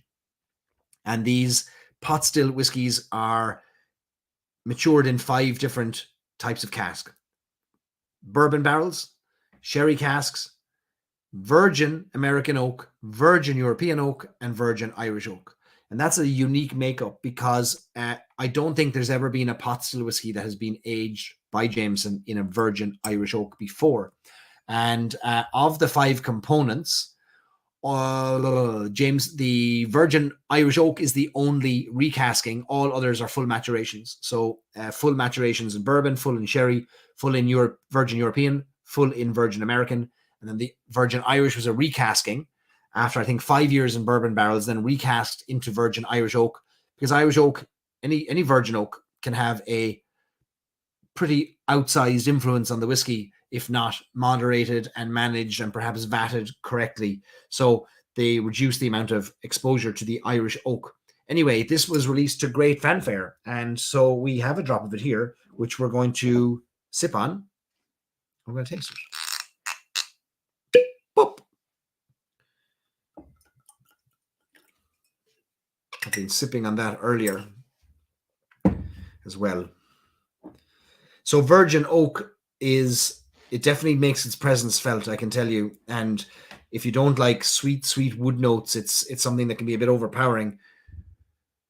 So this on the nose now is light, it's sweet, it's very, very vibrant. That virgin sweet oak note coming through loud and clear, as is apricots. Banana is there all day long. A creamy fudge again coming through. Toffee, banana and toffee, right there. Apples, red apples, toffee apples on the nose. It's vibrant, it's light. You can tell there's a youth to it, but you can definitely feel that virgin oak component, that sweet oak shining through, the Irish oak maybe coming through. Sláinte, wee sip.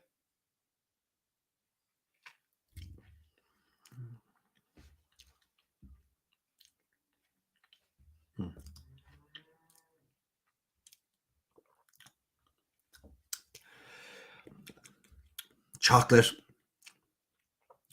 Again, that toffee. The banana continues through. This reminded me when I first had it of the Jameson, the Powers signature. Powers signature. There was that kind of young vibrancy of a kind of a lighter style of pot. So this is using Mod Pot, the same Mod Pot medium style pot that's used, pot still whiskey that's used in regular Jameson, which is used in much smaller quantities, of course, in regular Jameson. This is 100% pot still. Jameson is a majority grain or maize based whiskey.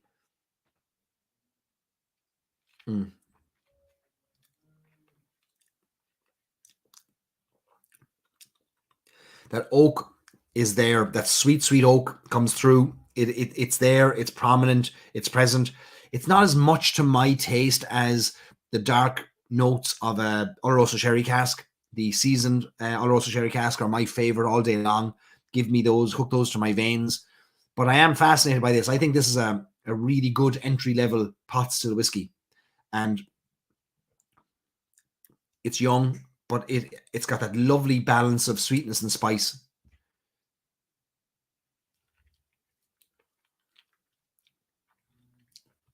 Nice creaminess too. Nice mouthfeel. It's banoffee pie with a lot of whipped cream on top. coming through loud and clear here. So look, these are the two same whiskies. So it didn't end up being an exclusive at all, sadly, because, and I don't know what happened. Something must have happened in the distillery, because barely 4 weeks later, we got this whiskey, which is exactly the same one. Now, this has been in planning for months and months and months and months and months, years, in fact, and then it's finally come to market. Now, these things don't happen overnight. Like, it took a long, long time to get the formulation right. So I wonder, was this released initially as a kind of to test the market and see would there be a good reaction to it? Whatever way they did it, the dates didn't line up, because there wouldn't have been enough time to give feedback on this to release the other whiskey. So there was probably something went astray at some point, which is not uncommon in a company that size. But in any case, this isn't an exclusive. It was nice to get it. It's an exclusive label. But this is now the repackaged, rebottled, relabeled core product. So there's no point in me pouring this one as well. It's exactly the same. But we can talk about this while we sip on it. Do we know the percentage of malted versus unmalted barley? Yeah, so the Middleton pot stills are 60-40. That's their standard. That's their standard ratio: 60% unmalted, 40% malted. I'm sure it's the same. I don't have that information, but that tends to be the same. It tends to be the same. Is the Barrel Club available in the US? It's not, Kevin, no, and it won't be. They won't ever be able to offer it in the US, unfortunately. The US laws around shipping alcohol are just too cumbersome for the larger companies to work around with small quantities of things. So whenever there's and by small quantity, even 2,000 members or 1,500 members is a small quantity for a Middleton distillery to be able to navigate and manage across the various states. So sadly, that won't be happening. Just like you won't see very many single casks from Middleton Distillery ever make it to the US. It's just not something that is logistically possible. So let's quickly talk then. Doesn't have to be quickly. We can take as long as we want. This is our time. This is the core release Jameson single pot still, right? It's exactly the same as I just described. Now, this is 4 to 8 year old vatting. We don't use the word blend when it comes to one style. Even though there's 5 different pot stills in here, it's still not a blend. A blend is 2 or more styles of Irish whiskey. This is one style of Irish whiskey, single pot still. The excuse me, it's going to be batched every year. So this is batch number 1. And this batch contains 36,000 bottles, 3,000 cases, 3,012 bottle cases. It is released initially for the Irish and the UK market, travel retail, Cork Airport, Dublin Airport, Shannon Airport.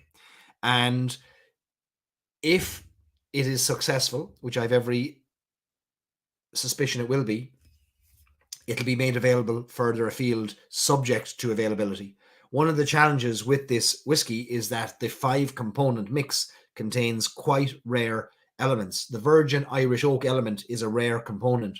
There's not infinite amounts of it lying around the distillery. So in order to reproduce this at the scale needed to hit America, and the scale needed to hit America is not 30,000 bottles, even though that's what Gold Spot hit the market at, or Redbreast PX hit the market at in the US. It's just not for a core product. It can't be. So a core product needs hundreds of thousands of bottles available, which might not be possible with the virgin Irish oak. However, talking to the team at the distillery about this, and now I just noticed the same emblem here of single distillery whiskey on the side of this. We're like Inspector Clouseau here. Look at it.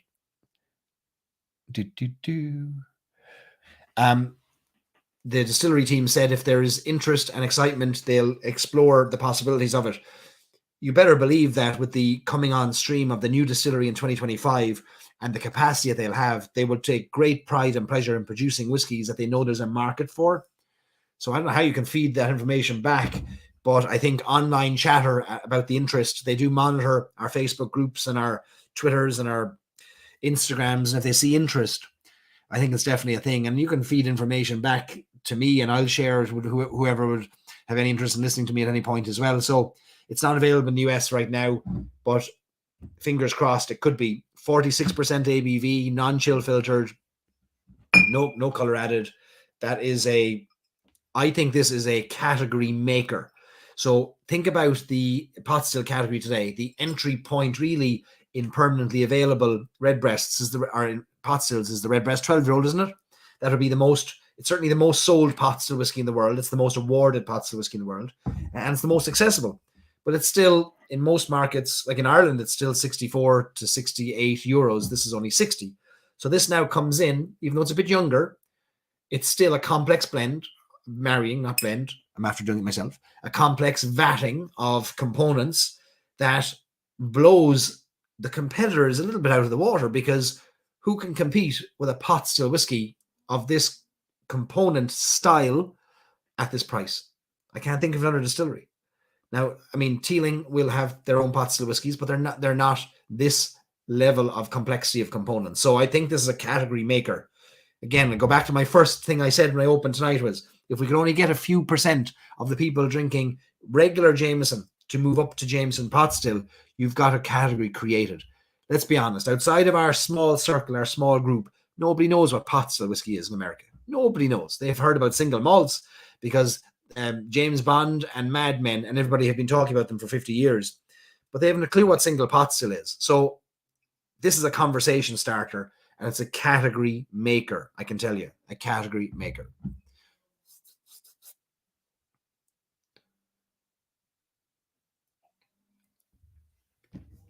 You'll never see a Jameson single cask, Michael, I'd say. No. The amount of work involved in a single cask is out of the reach of most large distilleries. Like, it's, you either have a full-on program, like some of the bourbon distilleries do, the American whiskey distilleries going, like you'll have people employed whose only job is for the barrel pick program, which is not a very common thing in Ireland compared to how it is in the United States. So there isn't the focus on it in Ireland. Certainly in these larger brands like a Jameson, I can't ever see there being a Jameson single cask. No, I really can't. I mean, this is probably the closest we're getting, 2,200 bottles. So that's what, 4 sherry casks. This group alone would buy up a 30,000 bottle allocation, says Steve. I don't know about that. Maybe.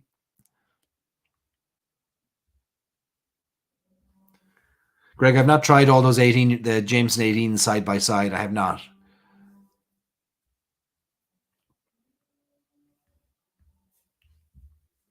Amy just bought a few of the pot stills and sent them to Mixed Brother.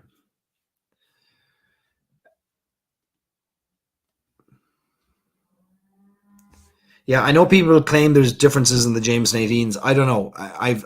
Some people in the distillery even claim that there isn't, but I've not tried them side by side, and I don't know if that's the case or not.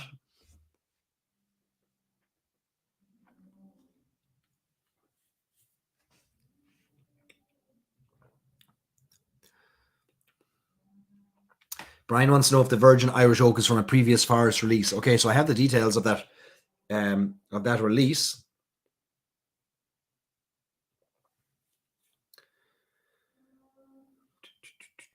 Which is, so I don't think it's from the same release as a Dargaelic, so it's from, maybe it is County Wicklow.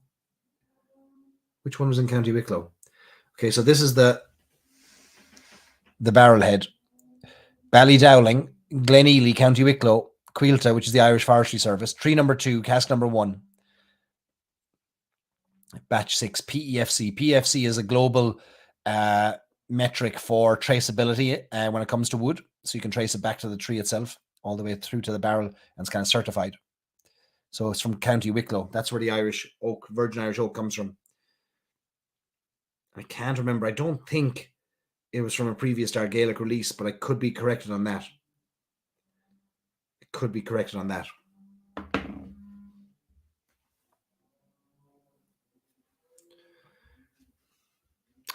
Richard, I don't think the sherry component has gone from the 18-year-old. I don't think so. I don't think it's all bourbon. I don't think so. If it is, I've missed that. I've missed that point.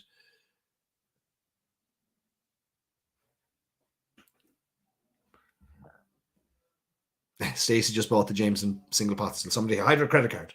No, Stacey, you'll enjoy it. It is most to me like the Power Signature. That's the one, right? Power Signature, wasn't that the green?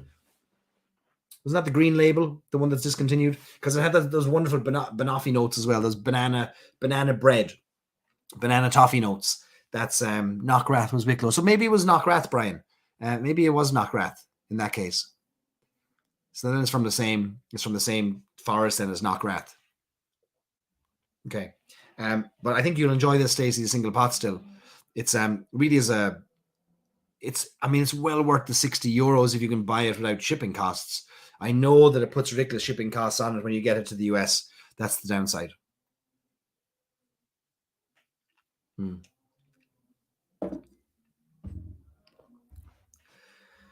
Glendalough had a virgin Irish oak pot still. They did. It was a finishing, wasn't it? Like they did a bit like this. They did a finishing. So I don't think there's ever been a full maturation Irish oak whiskey, nor will we see it because it's too overpowering, and so it would destroy the whiskey. So if you see now, we've tasted these 4 pot stills. These are the only 4 pot stills in a 47-year history of the Midleton Distillery, of the new Midleton Distillery. Yet, hopefully you kind of see how we got there. This rich history of the Bow Street Distillery only making pot still whiskey and flying that flag for 180 years, from 1780 to 1972, so 190 years. An interesting fact from Carol Quinn, the archivist, during the week, and I think you're going to enjoy the interview, is that when the Midleton Distillery was opened in 1975, they kept Bow Street going for a while. Now, they kept Powers John's Lane going for a while in case Midleton didn't go to plan. So Powers had the stills still turned on. They were ready to rock and roll if something was wrong in Midleton, in New Midleton, and they couldn't get it going. And also, legend has it that Mr. Barry Crockett himself was the first man to ever fire up the stills and run the first distillate in Midleton, and he himself had trained in John's Lane in Dublin as well before training under his father, Max Crockett, in Midleton. So you see all these interesting interconnections of people and place, and you start to understand how a thing became a thing, how a whiskey became how it is, how a style became how it was, how a new release is designed to mirror or reflect the past. Like you go down to the Midleton Distillery today and you see a big copper pot still on the grass in front of the old Midleton Distillery. That copper pot still came from the John's Lane Distillery in Dublin, where they made Powers and Jameson and Tullamore Dew for many, many years until they moved to Midleton. And how everything is tied together. So it's a fascinating kind of web. But once you start to see the connections, you're able to draw the lines between them all. And to me, that's what makes it fascinating. Greg's onto a pour of 21. Someone helps, says Brian. Was the brown label from the 70s a blend? Yeah, it was, yeah. There was a 12-year-old and a 15-year-old blends from the 70s, the late 70s, and maybe even going into the 80s. And one of them, the 15-year-old is terrible. The 12-year-old's not. They were for export only, I believe. I think I have a picture here of like what the Jameson looked like as a pot still. So like in 1968, you had labels like this, which was pure old pot still. And when that was discontinued, there was this transition towards the green bottle, which was market tested in the United States as well. Interestingly, at the time of the decision to back Jameson, they had done some market testing and audience testing in the United States on the brands that they now own. So Irish distillers owned Paddy, Irish whiskey. They owned Tullamore Dew. They owned, what else did they own? Powers, and they owned Jameson, right? And then they had Bushmills later on. But back when they were testing these in the United States, they were kind of trying to get feedback on them. The word Powers didn't resonate with people because at the time in the 1960s, you had this kind of the Cold War, and any indication of kind of power seemed to rub people the wrong way, and people were very much against this name Powers for whiskey. And they thought Paddy was almost like a joking kind of or even a slur on an Irishman. Yet Jameson was the one that resonated with people from a market testing standpoint. In any case, it was the whiskey that they backed and they put their money behind, and they created that lighter blend that they put all their money into. And then from 1988 onwards, it's what Pernod Ricard, the parent company that eventually acquired Irish Distillers, it's what they did. They backed Jameson to the hilt, and still do to this day. So it's interesting to see that the changes and all the kind of the connections. They own Napog now, JJ, but they only acquired that 3 years ago, and they didn't really want it, to be honest. I don't think Pernod Ricard bought the Jeffersons, bought Castle Brands, which really they bought it for the bourbon brand, which was Jefferson's, and Castle Brands was built on Napog Castle, which we have the bottle here in the corner.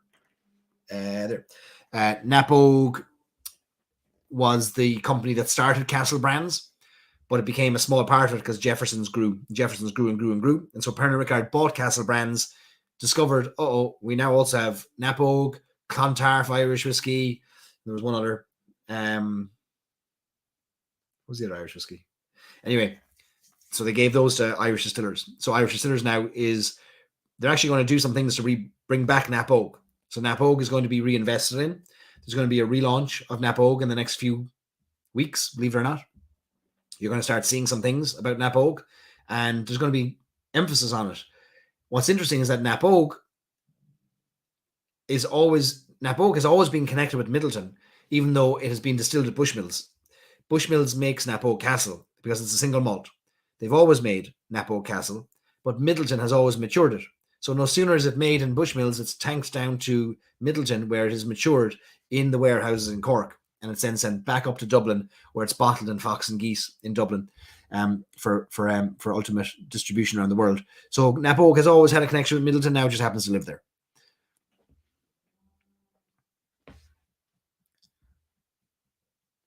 Is Powers safe as a brand? I don't know. I have no insight. I think Powers. So a few things have happened over the past few years. Investments were made into Powers. Investments were made into Redbreast, and investments were made into the spot whiskies. Maybe not all equal investments, but certainly there was investments made in rebranding and redistribution, in choosing of suppliers, vendors, distributors, etc. And the two brands that have certainly got the most traction and interest from consumers are Redbreast and the Spots. Powers hasn't got the interest. So you could keep investing in it. If I was a businessman now, I'd look at the three brands, and whether I had my heart in Powers or not, my head wouldn't allow me to reinvest into Powers. That would be me. But I'm not running the company, and I have nobody calls me up and says, Barry, what should we do with Powers? Because they'd be foolish to. But it's just the consumers aren't connected with Powers. And we can argue that, well, enough money hasn't been put into it, but there have been markets where they may be outside of your markets, specifically the East Coast markets, where Powers was heavily invested in. Certainly in Boston, New York, heavily invested in. A lot of time was spent on the ground, and the connection hasn't been made. Consumers aren't seeing it. They're not seeing the connection. Yeah, Jeff, Clontarf is Castle Brands, yeah. It was Clontarf and Napog, and there was one other Irish whiskey in there as well, if I remember correctly, a smaller one.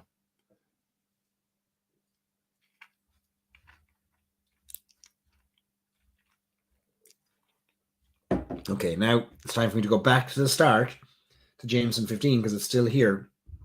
I need some more water first.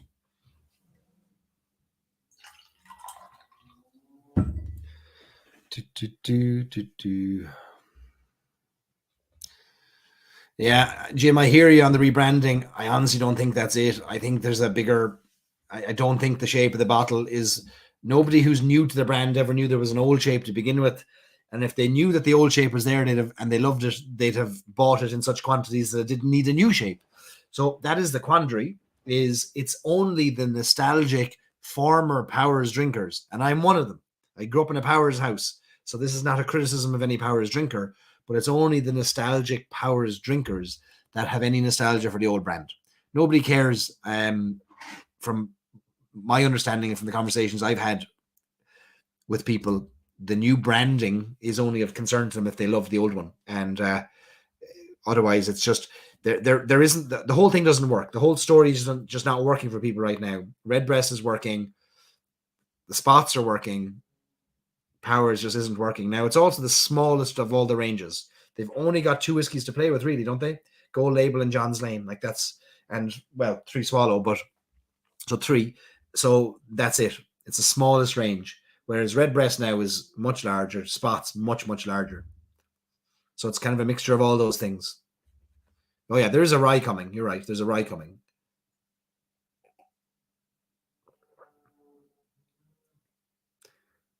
But again, an unusual roll of the dice. A Powers rye. I like a rye whiskey.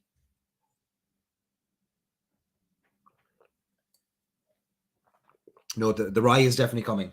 It's 100% being confirmed. All right, we're back on this juicy fruit bomb of the Jameson 15.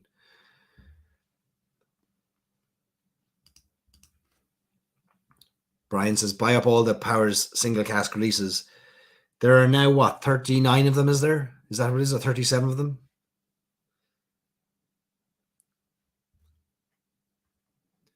Michael says, Powers should market as the whiskey behind the Irish coffee. Yeah, I mean, that is what they'd love to do, but again, it's stacked against them. Why? Because the bar that sells, the place that's most associated in the United States with Irish coffee is the Buena Vista in San Francisco. And what do they use in their Irish coffees? Tullamore Dew. So even Powers doesn't even have a foothold there. How did Powers lose that? How could that not be a Powers house? That has to be a Powers house.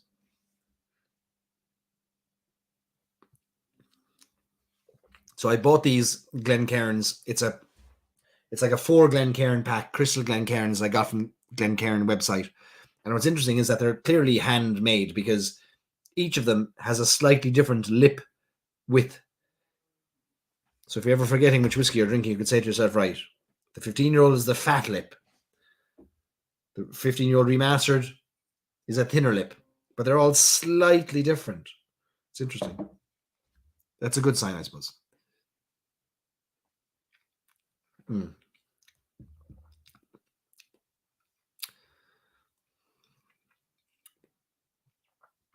I like the weight of them. There's a good weight to them. You want a glass that doubles as a weapon. You're always ready.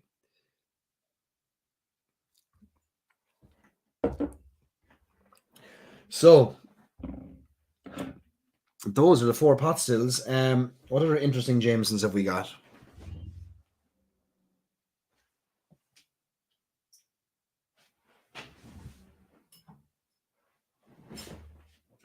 So this came out late last year, at the end of 2021, which is the Jameson 21-year-old, which was also a very limited release. How many bottles? 12 bottles. No, this is bottle number 1200. Anyway, it was kind of this isn't a pot still though, this is a blend. As you can see, I didn't like it. No, I did like it. I can't think for the life of me how I drank so much of it. Oh no, I gave some of this away in New York, didn't I?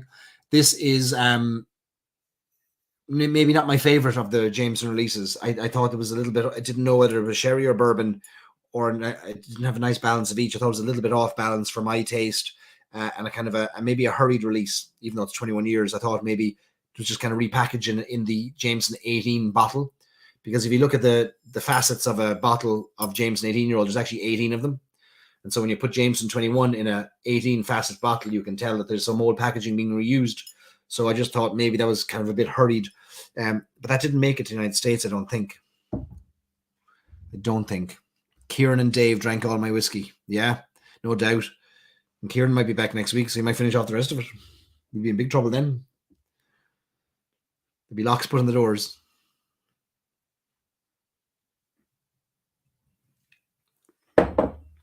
Right, so look, those are the Jamesons. We're going to have to rate these. I'm going to have to rate these then. How did these fare? I'm going to give these a score out of 10. Because did you ever see 100 scores? Like somebody gives 83. How did you get to 83? 10. 10 is my scoring system. All right, starting up here. Jameson, the original. 9 out of 10. 9 out of 10. Do you know why I take the 1 point off? Price. Because it has to factor in. That's too expensive to be drinking it like a glass of water. And it's too hard to find. So for that, we lose a point. 9 out of 10. Jameson 15 remastered.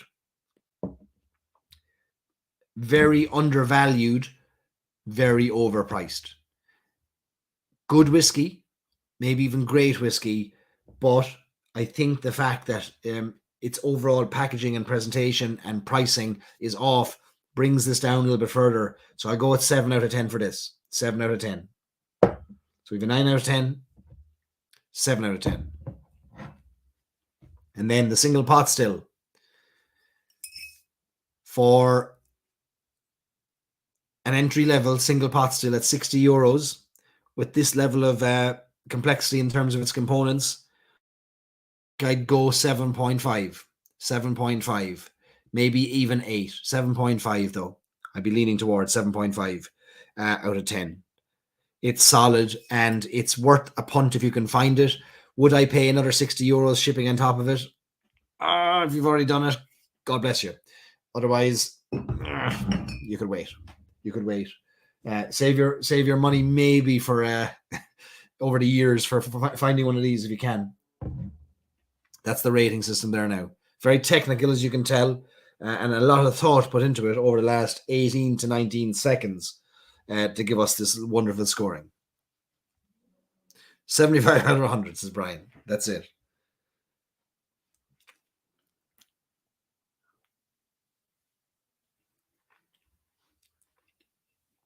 There are lots of interesting releases at the moment. You're going to see more of them. Distilleries, most Irish whiskey distilleries were started in the last 10 years. 35 of them, I think, were started in the last 10 years, which means that, and maybe 25 to 28, those are coming on are in the last 5 years. So you're starting to see for the first time whiskies coming of age that were never of age before, that weren't technically or legally called whiskey. They're now starting to be released. Killowen Distillery last week. We've got even Boan Distillery. Their whiskey is coming of age later this year.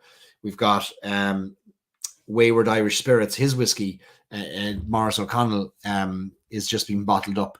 That's just come of age, 3 years. So it's going to be an interesting time over the next few months and years as we start to see these new distilleries and bonds and bonders and brands coming out with their legal whiskey. And I think that's exciting for our taste buds and palates, and devastating news for our wallets. So we have to find new ways to moonlight in 47 different jobs to pay for all these whiskey releases. But it's an interesting time, all right. Brian says he's so sad about the potential powers concerns that he's moving to the LVA. That sounds like you're like packing your bags and moving to some organization known as, which is interesting. Interestingly, it is an organization, a licensed Vintners Association. The come back soon. JJ wants to know if anyone won the ballot for the Baron Tool from Killowen. I've continued my winning streak and won that ballot, JJ. Yeah. Stacey, the Lakeview single estate is launching in the next 2 weeks. It's very expensive. Very, very expensive. I think it's €300 a bottle. €300, which is a lot of money.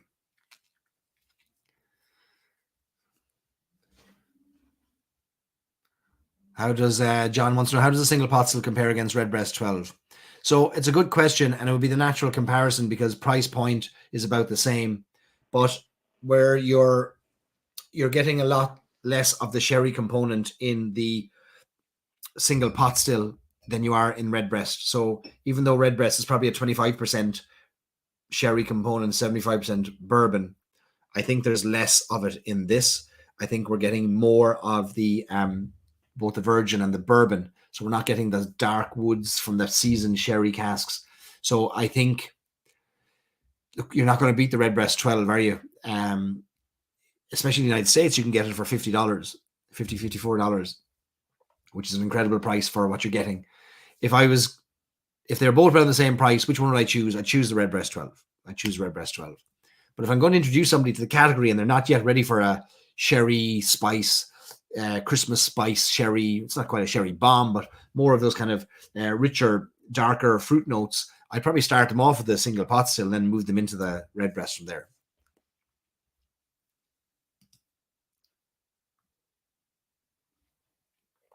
Stacey's a sucker for Morris's whiskey.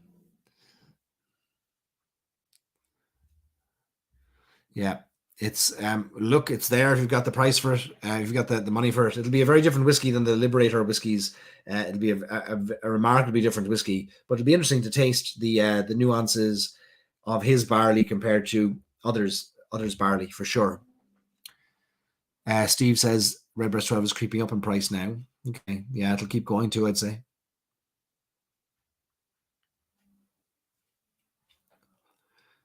Lisa doesn't usually win these things. You got a great surprise. Good for you. Good for you. I have a small sample of cask number 1, which I haven't tasted here. I don't know if there'd be any interest in me opening said whiskey from Killowen, but I have one. I just haven't tasted it. The it's if you've any interest, I'll open it and I'll taste it.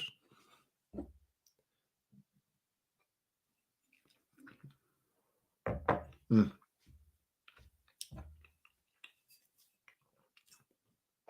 Brian says save it for a Killowen lock-in. How many of these lock-ins do you think I'm doing?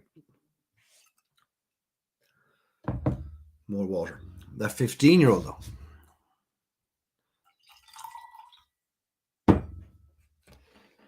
How are you getting it? For those of you in the States, how are you getting your bottles over to you? Will he'll ship directly? Is that what Killowen will do? I've not had the Method of Madness Oats, Richard. I haven't tried it. Greg's gone on to the rarest vintage. Oh, what a whiskey. What a whiskey. Direct shipping. Happy days. I think they ship today, or maybe they'll ship tomorrow. So it won't be long. That's good news. They're shipping directly.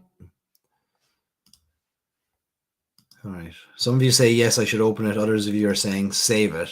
Don't open it. Wait. Brian's is arriving on Thursday. I don't have a shipping notification on mine. And then cask number 2 from them comes available in some retailers, I think as soon as Monday or Tuesday. Oh, that's good shipping costs there. I will wait. I'll wait. We'll do it separately. We'll milk another hour online for a separate lock-in.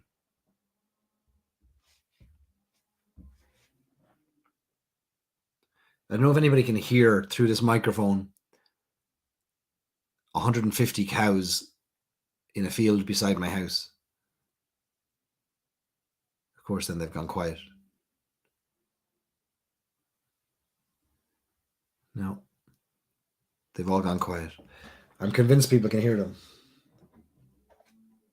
They're so loud. All this negative powers talk. Moving on to John's Lane. Listen, I'll tell you all. I've told you before, I grew up in a Powers house. Powers was the pour. It was the screw top bottle of gold label, the old style.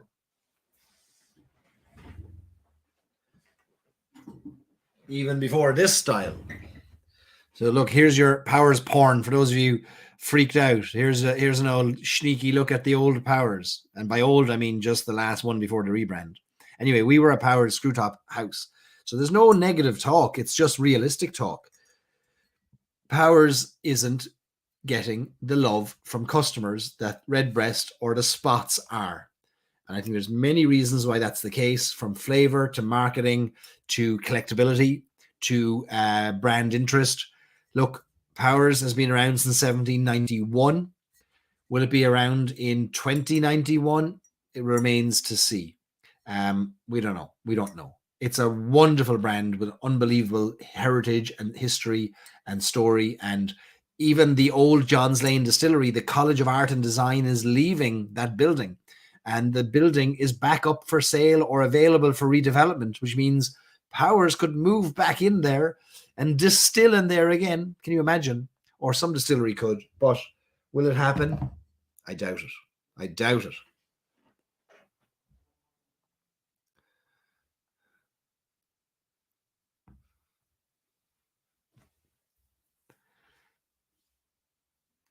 Pernod Ricard owns the brand, JJ.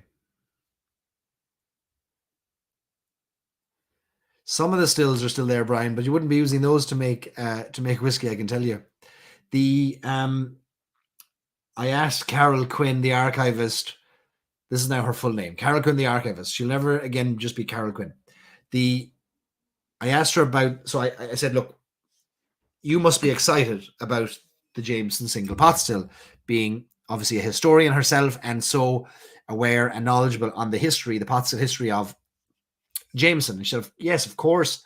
What a wonderful opportunity for people to understand the history of it all and get introduced to the category. And I said, obviously, this is not a reproduction or a recreation of the Jameson pot stills of old. And she said, God, no, Barry. She goes, you wouldn't want that to happen. And I said, why not? And she said, listen, the methods of making whiskey back then wouldn't pass the health and safety guidelines and tests today. She said, I can assure you. She said, I could tell you some stories, but you wouldn't be able to publish them. So the way they made whiskey, when they made whiskey in the 50s and 60s, and going back to the 1850s and 1860s was a completely different way than they make it today. We wouldn't want those whiskeys. So when we get kind of nostalgic, I wish we could have those whiskeys. I guarantee they wouldn't sell because that would be a completely different flavor profile than we've taught everyone to enjoy over the past 10 or 20 years. And Michael, do you know the second football team for the bonus points? Powers was one of 2 distilleries of a football team. What's the second one? I know the answer.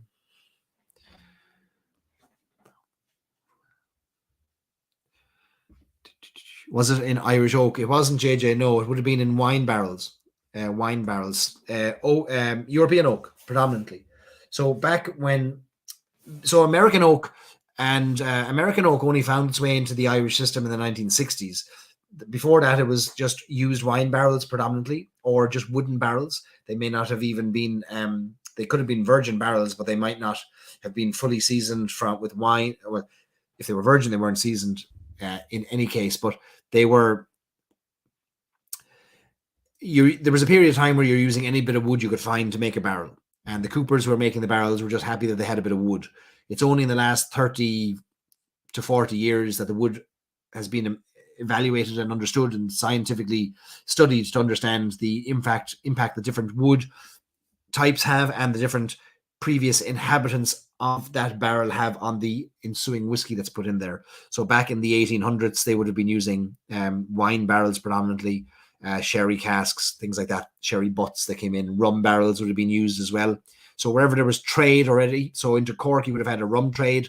Into Dublin, you would have had a sherry trade. And so whatever barrels were left over, they would have found their way into the whiskey world. And over time, from the 1960s to the present day, number of American barrels went up, the number of European casks went down, to the point where we're now at about probably 95% American oak to 5% European oak is used in the Irish whiskey industry today.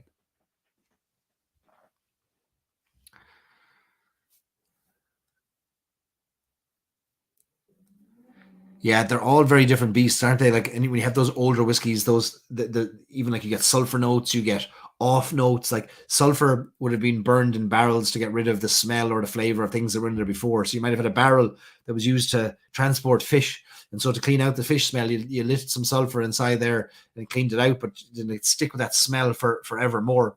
But they are very different beasts. There's no doubt about it. Dunville's is right, Michael. Exactly right. I think they were called Distillery Reserve, I think, weren't they? The Dunville's team. They're still around. They're still there today. And they're sponsored by Dunville's today.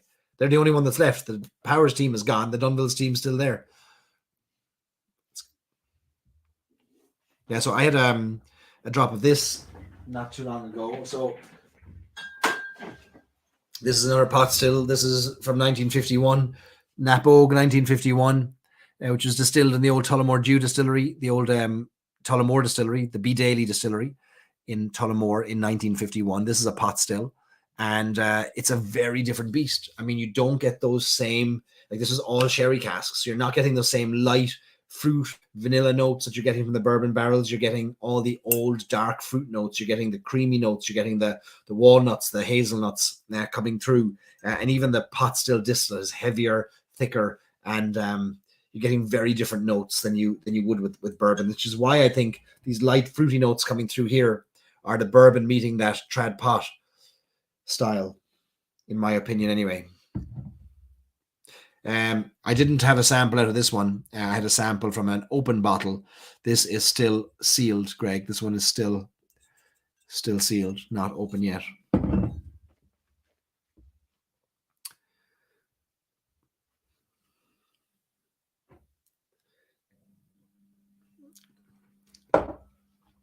All right, so we've gone through them all, folks. We've gone through all the pot stills. I'm just really glad I opened this now, to be honest. Because now I can finish it. Not tonight. But if Kieran comes next week.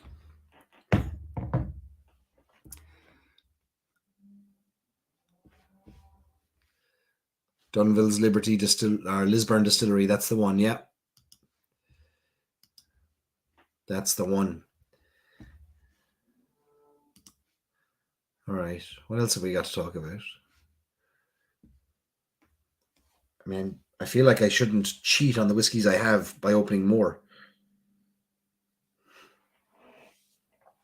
Like I now am at the point where there's glasses everywhere, but you can still instantly tell the 15-year-old original. It's just perfect. Barry, if there's any left in August 23, Brian, August 23. January 1st, 23, there'll be nothing left in that bottle, I can tell you. It'll have to be finished before then. I'd be afraid it'll go off, you know.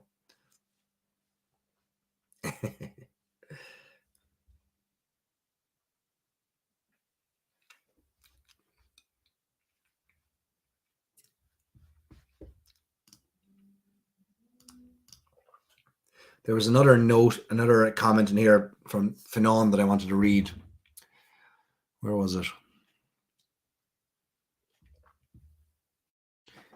It's a 15-year-old, and he says at the end of his review of it, despite the name, it doesn't even really taste like the old Bow Street pot still. If anything, it tastes a little more like their rivals, but the details aren't really what are at stake here. This whiskey is an all too rare glance back at the kind of distilling that once made Dublin whiskey famous, and with a little effort from the right distillers might just come back for an encore. If I haven't made myself clear, I'm rather fond of this stuff, and I'd love to see something like it released again. So because I've quoted Finan so many times, I have no choice but to send him a sample of this to thank him for the comments he shared in absentia.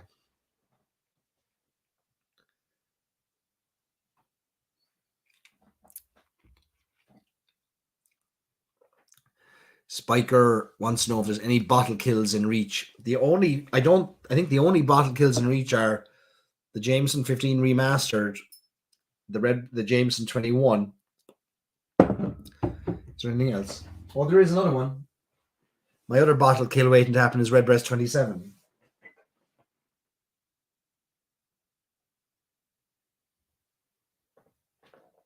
Or maybe an Octomore.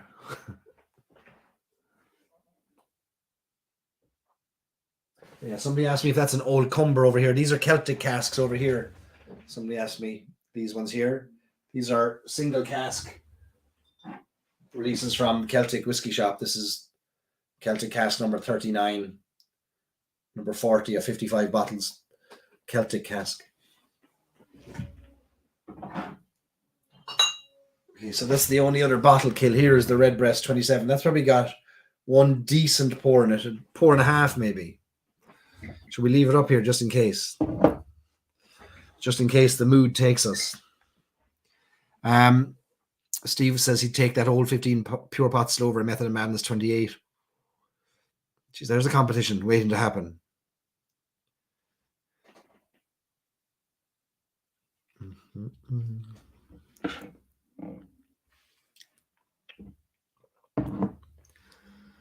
Yeah, I'm just going to keep working on this 15-year-old.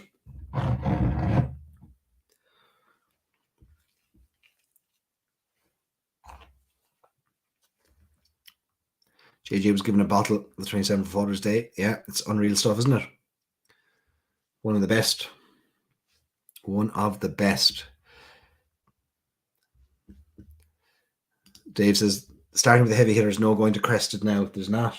There's not. No way.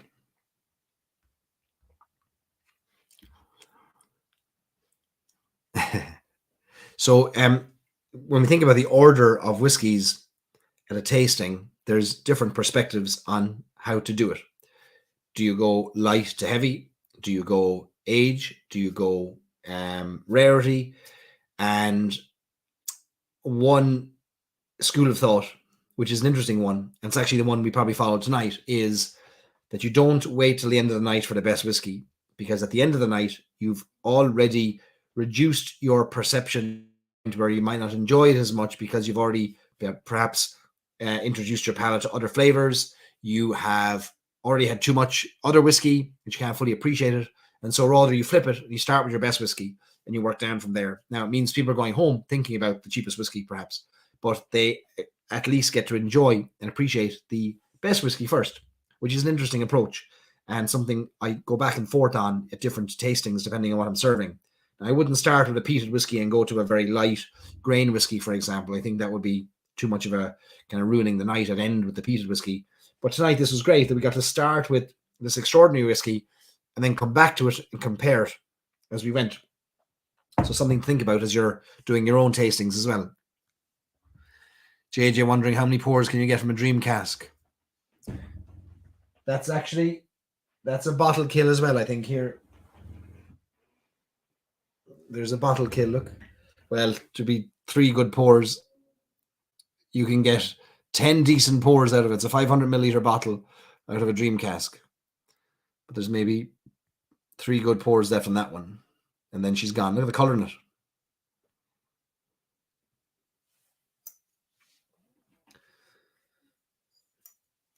My table is filling up now as if I'm going to get through all these.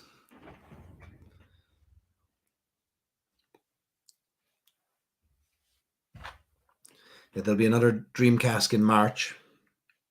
So what are we at now? 5 of them?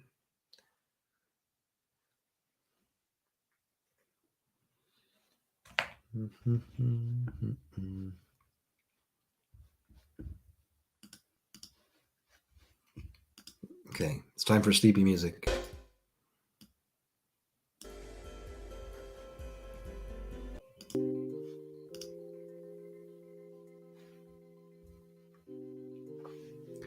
You could get 3 of these Jamesons, maybe even 4 of them, for the price of 1 Method of Madness 28-year-old.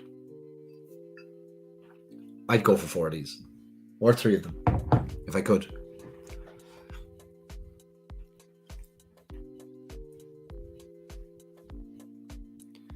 Yeah, I've got floorboards now that can be pulled up and bottles can fit snugly underneath them. And then the floorboards can be replaced with almost no indication that they were ever raised.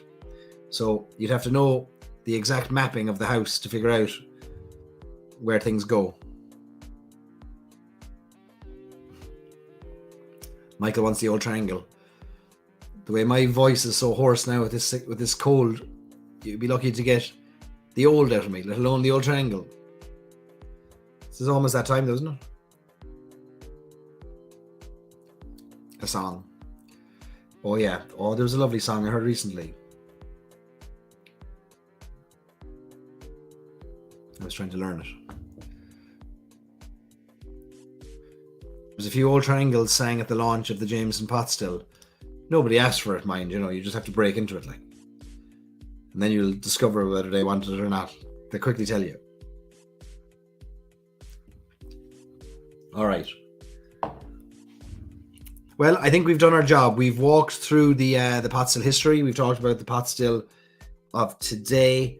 The next thing to come from Jameson to keep an eye out for is the anthology, though. Like this is just the first of what I imagine are going to be 8 to 10 whiskies. I would imagine in the anthology, in the remastered and the reimagined. I'm really curious to see how they reimagine a Jameson Rares vintage with that port component. Can you imagine? How will they reimagine a Jameson Gold? Reimagine a Jameson 12? That's really interesting to me. So that is what's coming from Jameson next, I would suspect. Saying that, nobody saw the Jameson single pot still coming either. So I'm sure there's more surprises up their sleeve. I've never seen a company so innovative that doesn't have to be innovative, in the sense of Jameson is their cash cow. Yet whiskey after whiskey, there's almost a new whiskey release every month from Middleton, which is extraordinary. And more to come. More to come. Jason says he hears a jingle jangle. So we'll have a jingle jangle, and then we'll slip away like the Mountain Dew. Funnily enough, this background music feature doesn't include an L triangle.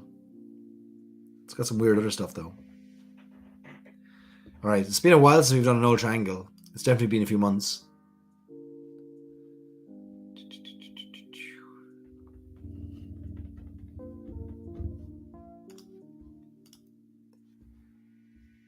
All ballots on the anthology, though, asks Richard. I don't know, Richard. I don't know.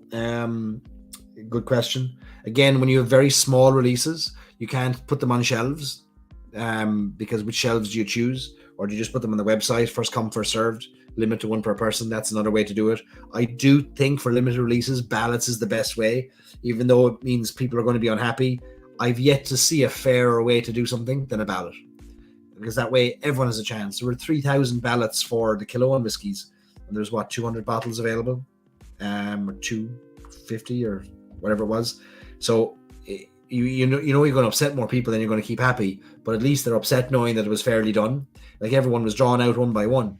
I've missed out on loads of ballots. There's Redbreast Dream Cask ballots I've not been successful at, and I've had to find them later at ridiculous prices if I wanted them. But I think that it's probably the fairest way to do it for the smaller releases.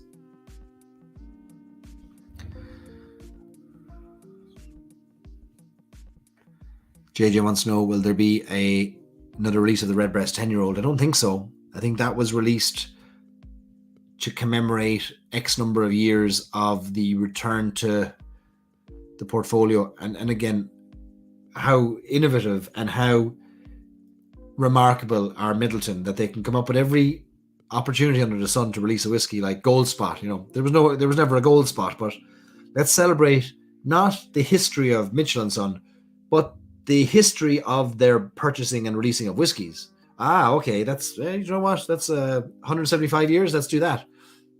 Listen, I'm not going to criticize the excuses for launching a new whiskey, but you have to hand it to them. I want to meet these people and shake their hands.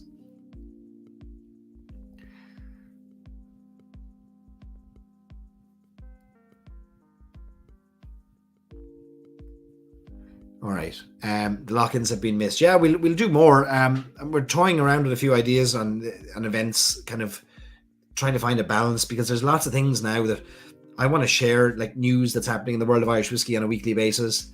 And I think there'd be some opportunity for something like this, but it might not be this late at night. So that's the only thing. Like, maybe there's an earlier one. Like, would there be an interest, even if you had to catch up later? But that's one option. If there's a slightly earlier one, we might do one almost every week. Trying to figure that out at the moment. But there's lots of whiskey news I could share every week. You get press releases, and I see what's out there in the market, and I could talk about what's happening in the club, and maybe I could do it with somebody else as well, bring them on as a co-host. So that could be something. But it's they are a lot of work. Like, they're just a lot of work. But I want to do them. Like, to Dave's point, in interest to spend time as a community. That's great. Like, that's what we want. So that's why I'd rather do something like this than a podcast every week. I think podcast is just talking at people, and this is talking with people, which is what I'd rather do. I think you'd rather do it too. So there's a couple of ideas in the air at the moment. We'll land on one of them over the next couple of weeks, and then we'll make a commitment on it. All right. So Sinead, that's it. Let's have Spiker says whiskey lunch on a Friday. On a Friday, it could start at 5 p.m. East Coast. Yeah. See, I like to go away in the weekends. I could either do one on a Thursday that's late, or maybe it's like a Thursday that's early. I don't know. I'm trying to think about it. Let's get on a bus and talk about it. Yeah, listen, we have to. Michael say, yeah, can we get an early one? So here's my challenge. I'm spending a lot of time in Ireland at the moment. And when I'm in Ireland, it's very late to do one. And Michael, you're over in Glasgow, and it's late there as well. These can be tough to do 2 to 3 o'clock in the morning. But if I did one at 7 o'clock on a Thursday, Irish time, it's only 2 o'clock East Coast. You could get the crack, but you wouldn't be drinking. Maybe you would be drinking. Maybe you decide, okay, 2 o'clock on a Thursday is fine. Like, I don't know your line of work.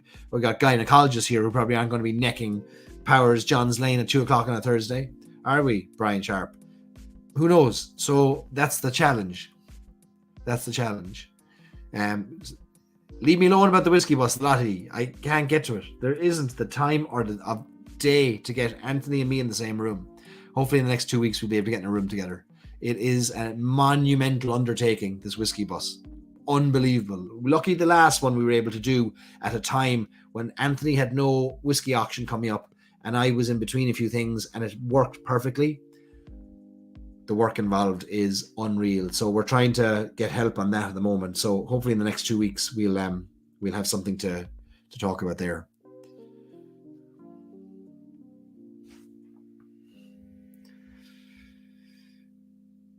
We're still waiting on labels for our Cliffs of Moher whiskey, which we're hoping to have in the next week or two. There's a delay on that. And then we're just backed up a little bit with releases from Irish malts so they can then process the shipment for us.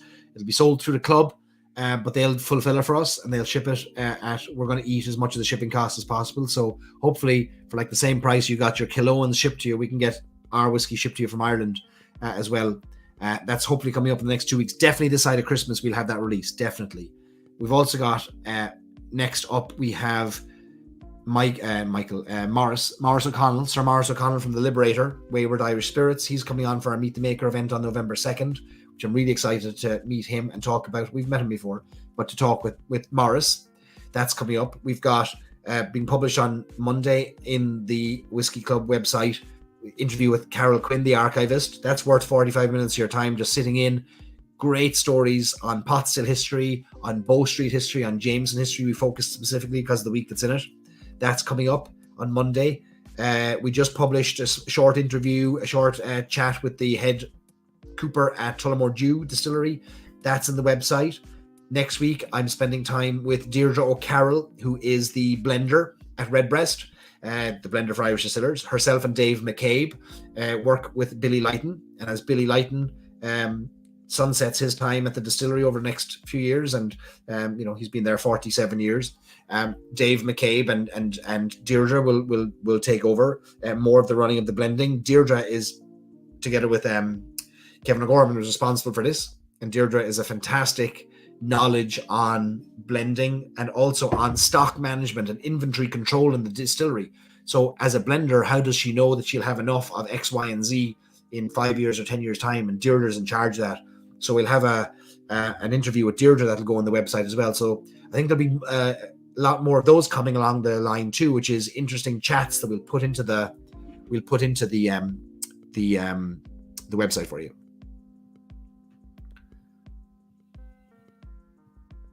So that's what's coming up there. What else? Bottles for the bottles for JJ Corrie are the Cliffs of Moher are standard size. They're 700 mils. There's no other sizing options for us with dry goods availability and timing, unfortunately. Many releases in Ireland at the moment are backlogged for months because they can't get hold of bottles and they can't get hold of corks. That's another thing. Imagine corks. Huge dry goods delays and costs in Ireland at the moment, holding everything back. So there's always kind of there's the ideal thing we'd love to have, and there's sometimes the reality of the thing we can have. Like in an ideal world, we wouldn't have the shipping challenges of America, and the reality is, and the thing we always have to bear in mind is, the American, our audience. You're in America. 98% of our audience, we're all in America.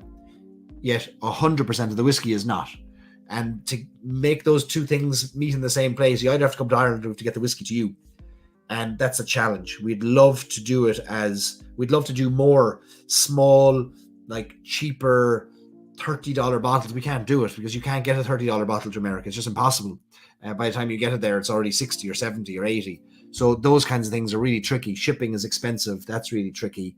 And then the delays in shipping are tricky at the moment as well. So, saying that, we'll navigate our way through it as best we can. They'll all be sold individually, those single bottles individually. So if I think about the model that the model I'm pursuing on the whiskey release side takes ramping up, but we've started it, which is the many releases, not all big releases. So as the club grows, if we have more members than bottles, it won't be a problem that if you have 500 members, but you only got a 200 bottle release, it'll be less of a problem that you have a 200 bottle release if 3 weeks later there's another 200 bottle release that they have a chance to get. So that over a year, you might have 10 releases that there's enough for everybody that wants everything all the time, because it just balances out.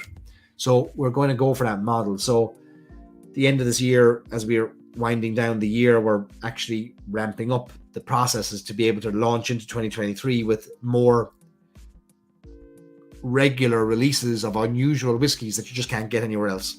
So there might be an odd 70 bottle release, there might be a 200 bottle release, there might be a 400 bottle release, there might be a 50 bottle release. Some of those things might be ballots.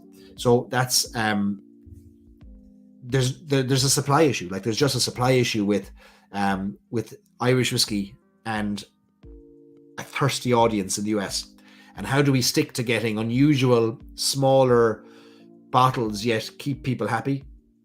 This is the stuff that keeps me up at night.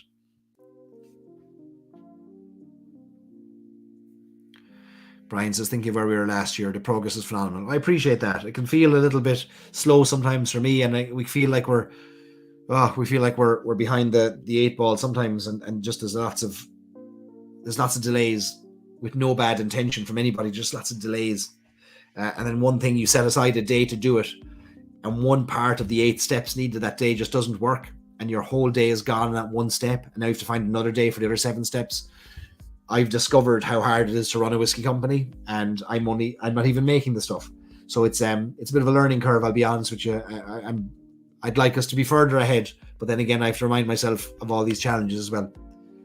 The question there from Kevin, why are whiskey bottles sold in different sizes? Yeah, old standardization is the answer, where no different than imperial and metric, where one continent or country decided to go one direction versus another.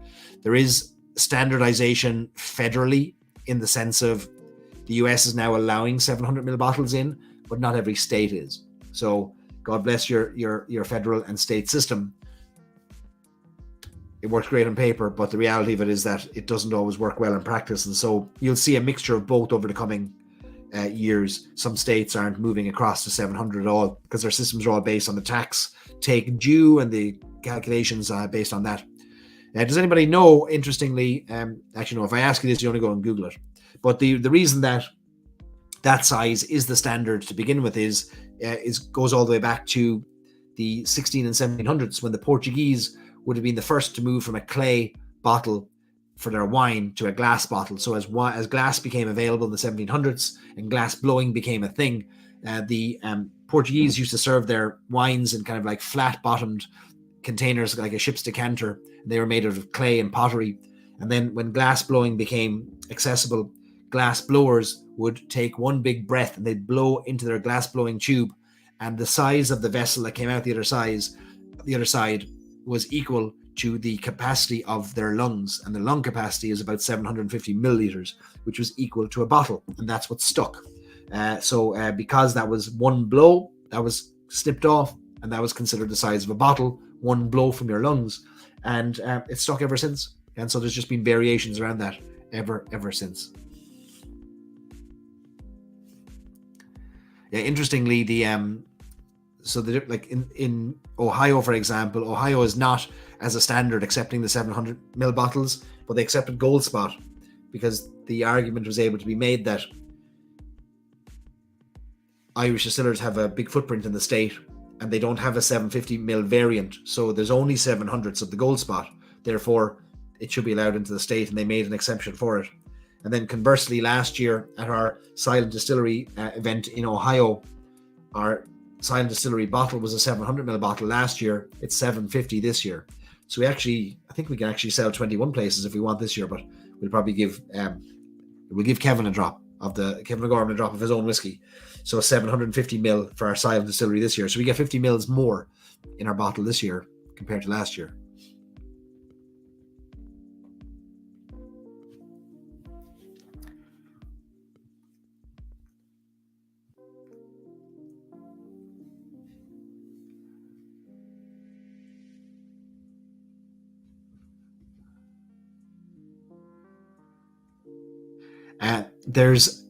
For those of you who don't know, we are holding a festival of Midleton Whiskies in Ohio, in Cleveland, on December 5th and 6th. And we're bringing Kevin O'Gorman, master distiller from Midleton, over to Ohio, his first ever tasting in America as a master distiller. And it's really exciting. 2 nights festival. And the first night, 100 places. Second night, 20 places. The first night we're tasting, I'll tell you what we're tasting. Redbreast 27, Blue Spot, Gold Spot, Redbreast PX, Redbreast Kentucky Oak, and rare samples from the warehouse. Okay, I can't tell you what they are. Where's my notes? So I was on a phone call with Kevin O'Gorman 2 days ago, and he said, Barry, I'm bringing over some cask-drawn samples for the tasting in Ohio. And I had originally said, look, would you bring over something special for night number 2? And he said, I will. I got on the phone with him. He said, I said, I have to do something for night number 1 as well. So he drew out these samples for night number 1 and night number 2 that I had to stop and say, you are joking. Like, tell me don't tell me this. Don't tell me this unless it's true. These are samples that have never, ever, ever, ever been available or drawn or poured individually. And if I tell you that, all I'll say is 1980s makes an appearance. Both nights are going to have samples that are just, they'll change people's lives. They're that good. If you haven't got your ticket from night number 1, it's sold out officially, but we have a waiting list for tickets. It's only $159 a ticket, but we also have a raffle, and the raffle is to allow you to get into night number 1 and 2, and we have 200 tickets for sale. That's it, just 200 tickets. So you have a 1 in 200 chance. They're $100 each. And you have to go to festivalofwhiskies.com to buy your ticket, but you can get a ticket that covers you, or enters you into a draw for both nights. And on night number 2, we're tasting Midleton Very Rare Silent Distillery Chapter 3, $47,000 bottle. In the link in there. And we're also tasting Midleton Very Rare 2022, Midleton Very Rare Dargailloch, Kylebeg Wood, all Kevin's whiskies, and the most phenomenal samples ever poured, I would say, in Ohio. Also on night number 2. If you want to get a chance to have one of those last places, I think we've got 6 places left in night number 2. They'll sell out in the next 3 weeks. But the raffle allows you to win for $100, and 100% of the proceeds go to our charity. So no money's taken out of your $100. It's 100% given to charity, an end-of-life charity called Malachy House. I know some of you are going. Lisa, you're going, I think, to Cleveland. Stacey, maybe a few others. There was a few others that are going. I know Troy's going. Troy's in for both nights. Maybe Kieran's in for both nights or one night. There's a few others as well. Anyway, I'm waiting for the list on who signed up for night number 1, so I can see who's there from our community. But I know there's quite a few of you. Brian says, hit your favorite whiskey from the shelves behind you to finish the night. My favorite whiskey from the shelves behind me.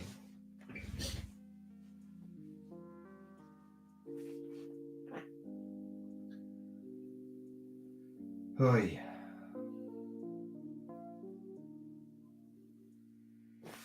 No, I don't know. I think it'd be hard to beat the Jameson 15. I'm sticking with it. I'm going to stick with it. In fact, I'm going to top it up because this is the favorite right now. Boop. Greg, we will set up a side room for depositions, a sound booth. We'll set up a sound booth for you to have depositions in Ohio. It's going to be a week, 2 nights that are going to be unbelievable in the history of Irish whiskey in America. I wish you could all be there. Like, I wish you could.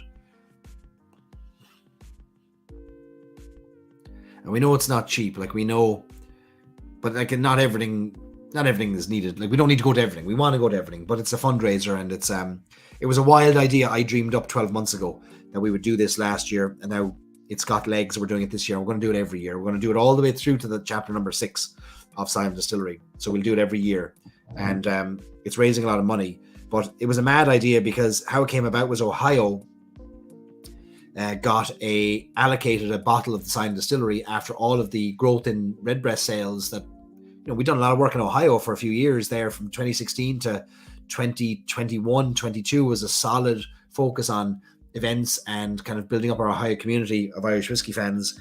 And so there was allocated a bottle of Silent Distillery. I got the call from the distributor and they said, Barry, could you find a buyer for this bottle? And I said, I'm sure we could find an ornament purchaser, but why should we keep it an ornament? Why don't we open it and drink it? And they laughed, and I didn't laugh. And they said, what do you mean? I said, well, why don't we sell it? We'll open it up and we'll have an event, a tasting event. And they said, well, how much are you going to have to sell tickets for? I said, maybe $2,500.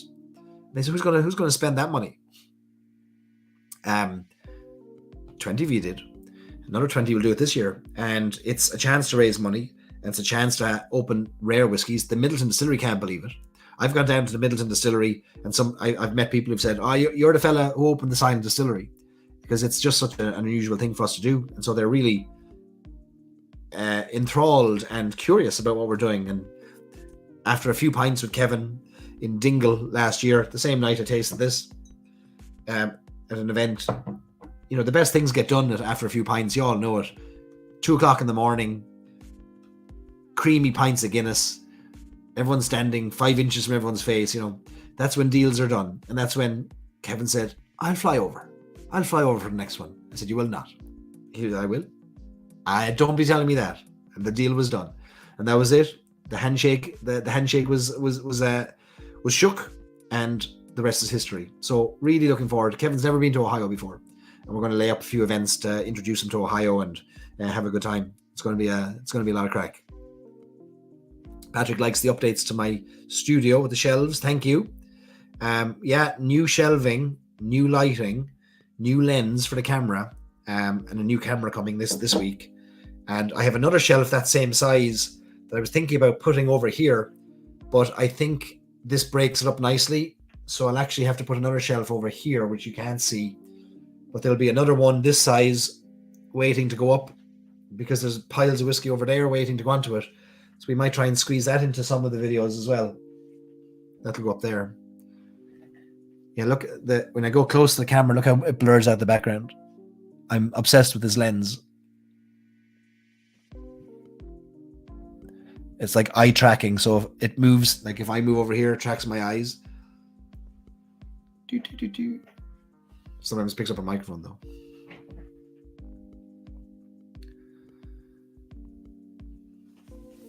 Okay, this is where wasn't I supposed to be singing a song about an hour ago? Let me blow my nose, excuse me.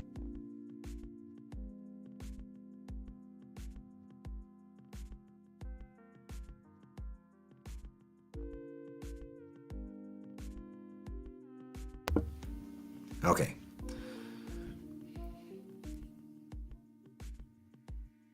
All triangle time. All right. A couple of verses. And then that's it. It's been a bit of crack though.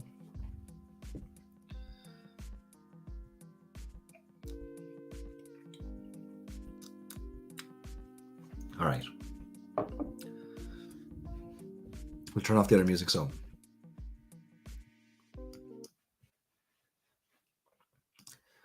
Pause. Okay, bit of old triangle. For old time's sake, with a Jameson 15 in my hand.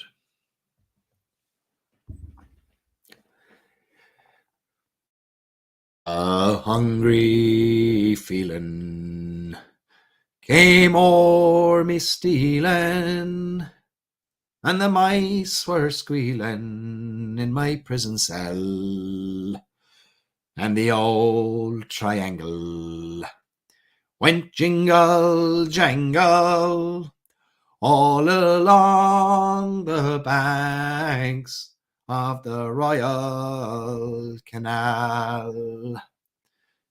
to begin the morning. The screw was bawling, get up, you bowsy, and clean out your cell. And the old triangle went jingle jangle all along the banks of the Royal Canal. I wish to Jesus they'd raise my wages from 13 shillings up to £2.10. And the old triangle went jingle jangle all along the banks of the Royal Canal. Up in the female prison, there are 75 women. 'Tis among those women I wish I did dwell. Always the most controversial line in the song. And the old triangle went jingle jangle all along the banks of the Royal Canal. And that old triangle went jingle bloody jangle all along the banks of the Royal Canal. All along the banks of the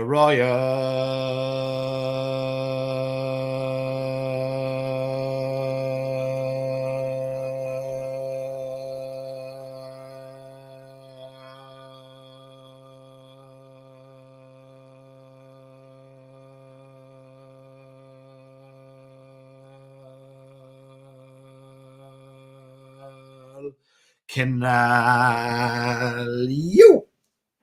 Sinead. That's it. Whiskey voice is right. Might be the longest I've ever held that. Nearly kill myself. All the talk of lung capacity. Vuvuzela. Yeah, it's up and down. She said I couldn't hold a note. I could hold about 10 of them there, though. I should only have been holding one.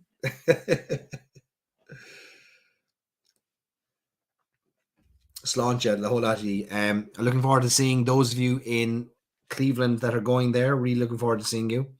And I will see, hopefully, some of you on Thursday, on the 2nd of November for our Meet the Maker event with Maurice O'Connell. And we'll do some more of these events. And we will, we'll hang out some more. Snacks at Spar and a sprint to the room. I'm on it. I need some snacks now. Look, Eric Waite tipping me for my singing. What did you do with the money your mom gave you for singing lessons? You're a gentleman, Eric. Great to see you. It's been a while. Great to see you. Check out Eric's channel, by the way, folks. Eric Waite, Whiskey Studies. Great job. Lots of Irish whiskey deep dives as well there. Good stuff, everybody. I will take that $4.99, Eric, and I will put it towards a singing lesson. God knows it's needed. And my lack of singing ability has never dulled my enthusiasm for the attempts. And long may that continue. And I hope you all share that same sentiment. It doesn't matter that we can or can't sing, but rather that we want to. Sláinte, everybody. Have a great night. We'll talk to you.